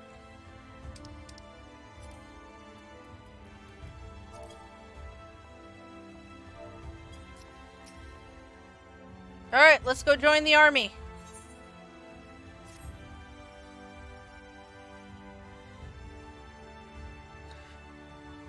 Night, Mike! You are doubtless eager to attempt Minfilia's rescue, and with your combined strength, you may well succeed. Night, Mike! Mike unfortunately has to go to bed. And yes, we're gonna join the army. But as I said earlier, I do not wish to show our hand unless absolutely necessary. One last set of pets for Bandit. Don't want to show our hands just yet, then explain It this. was not merely the night sky that you restored to us, but hope. Hope for the future of Norvrand. And a treat. Bandit gets treats. Num num num num num num num. Unlike you, we cannot contend with the Lightwardens, but so long as hope burns in our hearts, we will fight on regardless. This I will prove to you.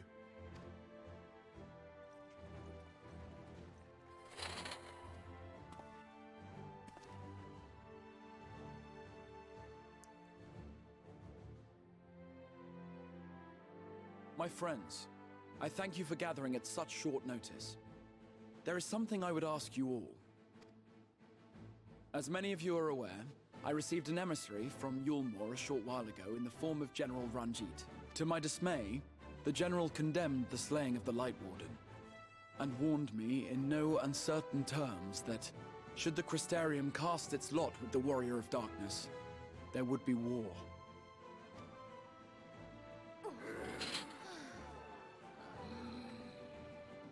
Let none be mistaken. We would be hard-pressed indeed to resist the might of Yulmore. Some would even call it suicide. And yet my heart cries out to fight. Better that than relinquish the hope that swelled in my breast when I beheld the night sky for the first time in 100 years.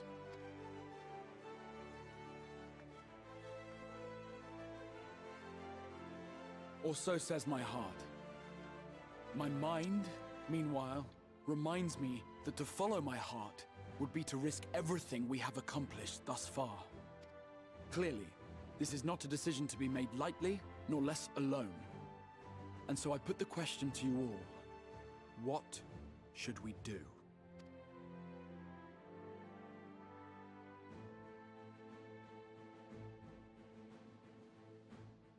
My lord, you already know our minds.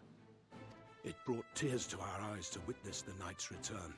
The whole of Norvrand deserves the same, and not just because some children's story tells us so.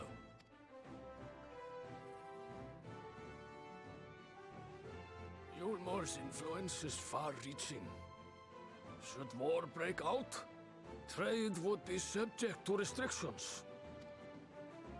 The flow of goods will dry up, and we will struggle to make do with what little trickles through. But make do, we will. Aye, we can weather such hardships. Is that not the very thing the Crystarium was built for?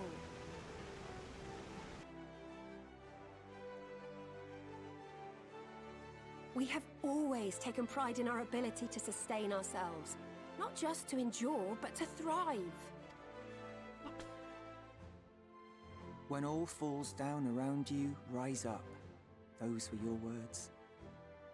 Freaking love his voice. There may come a day when all hope seems lost, but even should the rest of the world give in to despair, we shall not. We shall fight on, that our children and our children's children might know a better tomorrow. Rousing words apart, I never much cared for those Yulmoran bastards anyway. No better than common swindlers, most of them.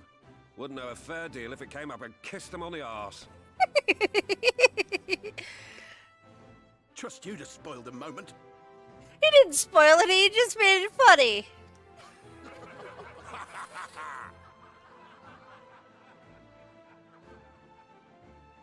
It appears we have a consensus. Let it be known that the Yulmoran host at Laxon Loft has taken the Oracle of Light captive. They fear the power she holds over the Sin Eaters, and doubtless intend to imprison her once more.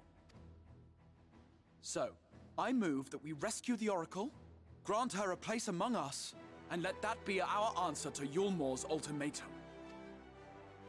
Hear, hear! Here, here!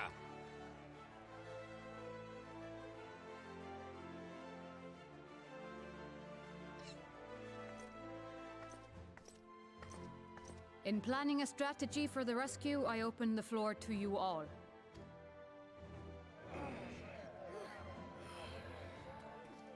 And there you have it.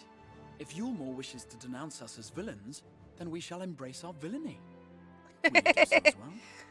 Hell the fuck yeah! We will not be outdone. Consider us your partners in crime. Fuck yeah!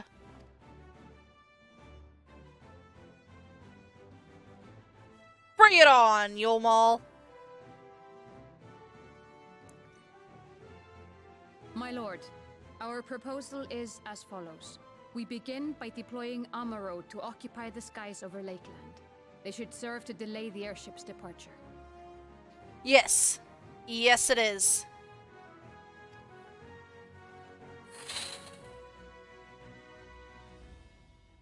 At the same time, we scatter dream powder from the air. Not all will succumb to its effects, but it should thin the enemy's numbers, affording us an opening to swoop in and liberate the Oracle.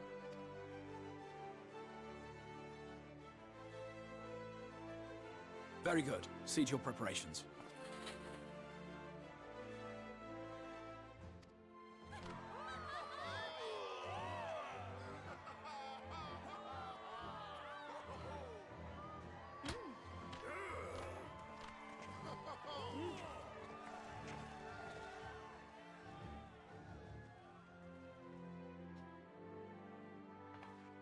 And what exciting crimes would you have us commit? Speaking for my fellow villains, I'd say we're capable of most things, though we draw the line at indolence. Yeah.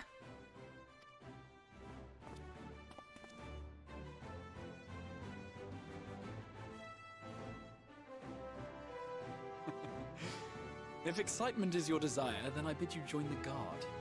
Captain Lena will give you your orders. The oracles are always kidnapped due to their power over the Sin Eaters. They hold the blessing of light, so they can't be corrupted by the Sin Eaters. So they are extremely powerful allies to anybody who is able to keep them close.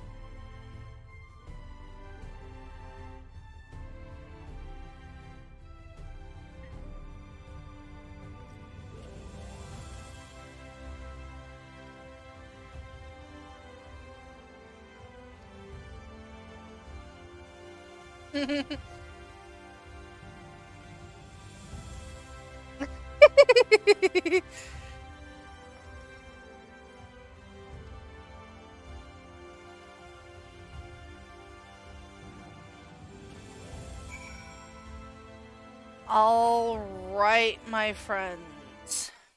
I think that is actually going to be where we call it for the night. So,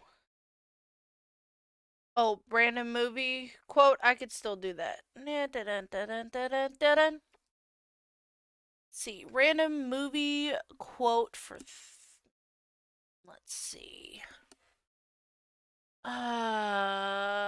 Man, there's like so many of them that are actually going through my head right now. So I'm like, I gotta try and figure out just one at this point.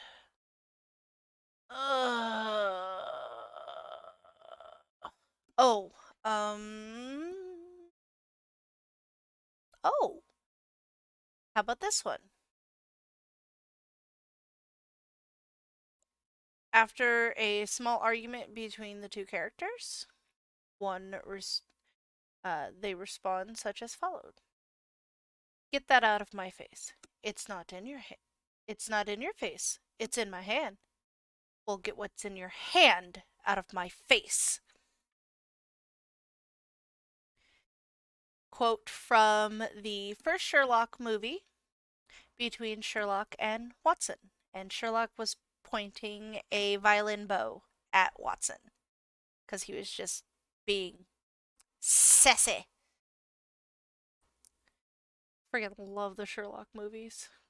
Robert Downey Jr. did a really good job as playing his part as Sherlock. I was really appreciative of the fact that he took on that role. Yes. Sherlock being Sherlock. It is actually the very first Sherlock movie featuring Robert Downey Jr. and Judd Wade. Judd Wade is one of my favorite actors, and he played Watson so freaking well. They missed the perfect moment in the Avengers movie. Which moment would that be, Jessica? I'm actually really, really curious.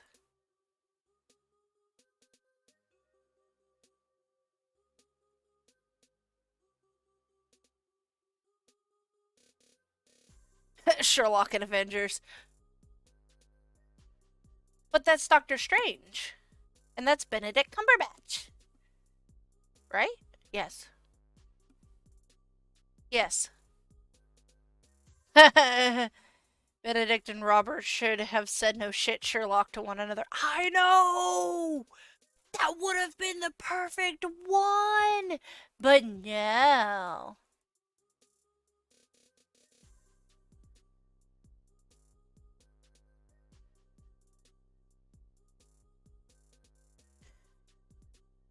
But no, they didn't want to. Yes, Benedict Cumberbatch actually ended up playing Sherlock in the BBC TV version of the TV show Sherlock with I can't remember the actor, but he played his Watson was actually Benedict Cumberbatch. Cabbage patch. Anyways, the guy who played Watson in the Sherlock TV series, Martin Freeman, he actually ended up playing Bilbo Baggins in The Hobbit. And Benedict Cumberbatch was actually Smaug.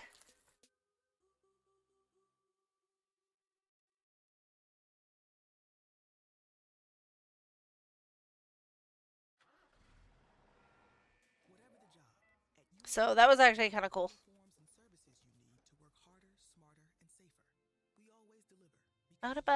Really? I don't. Stop.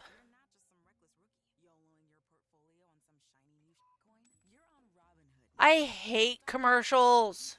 Especially when I'm just... fine, Spotify, be a dick. He also in Marvel Cinematic Universe too.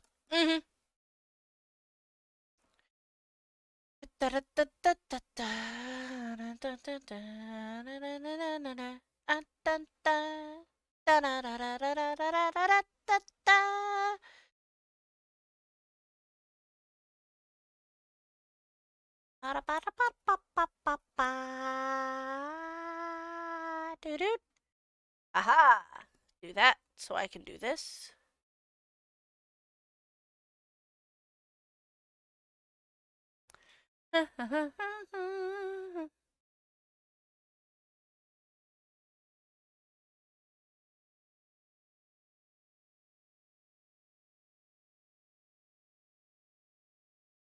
All right.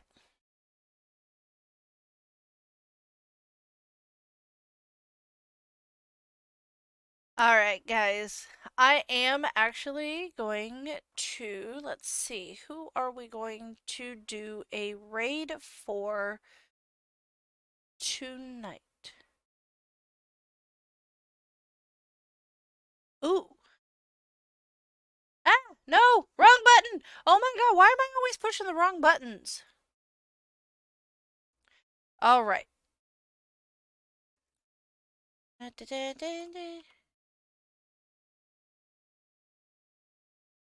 All right. There is a streamer. I hope that you have an extremely awesome night as well. I know, wrong lever, Kronk.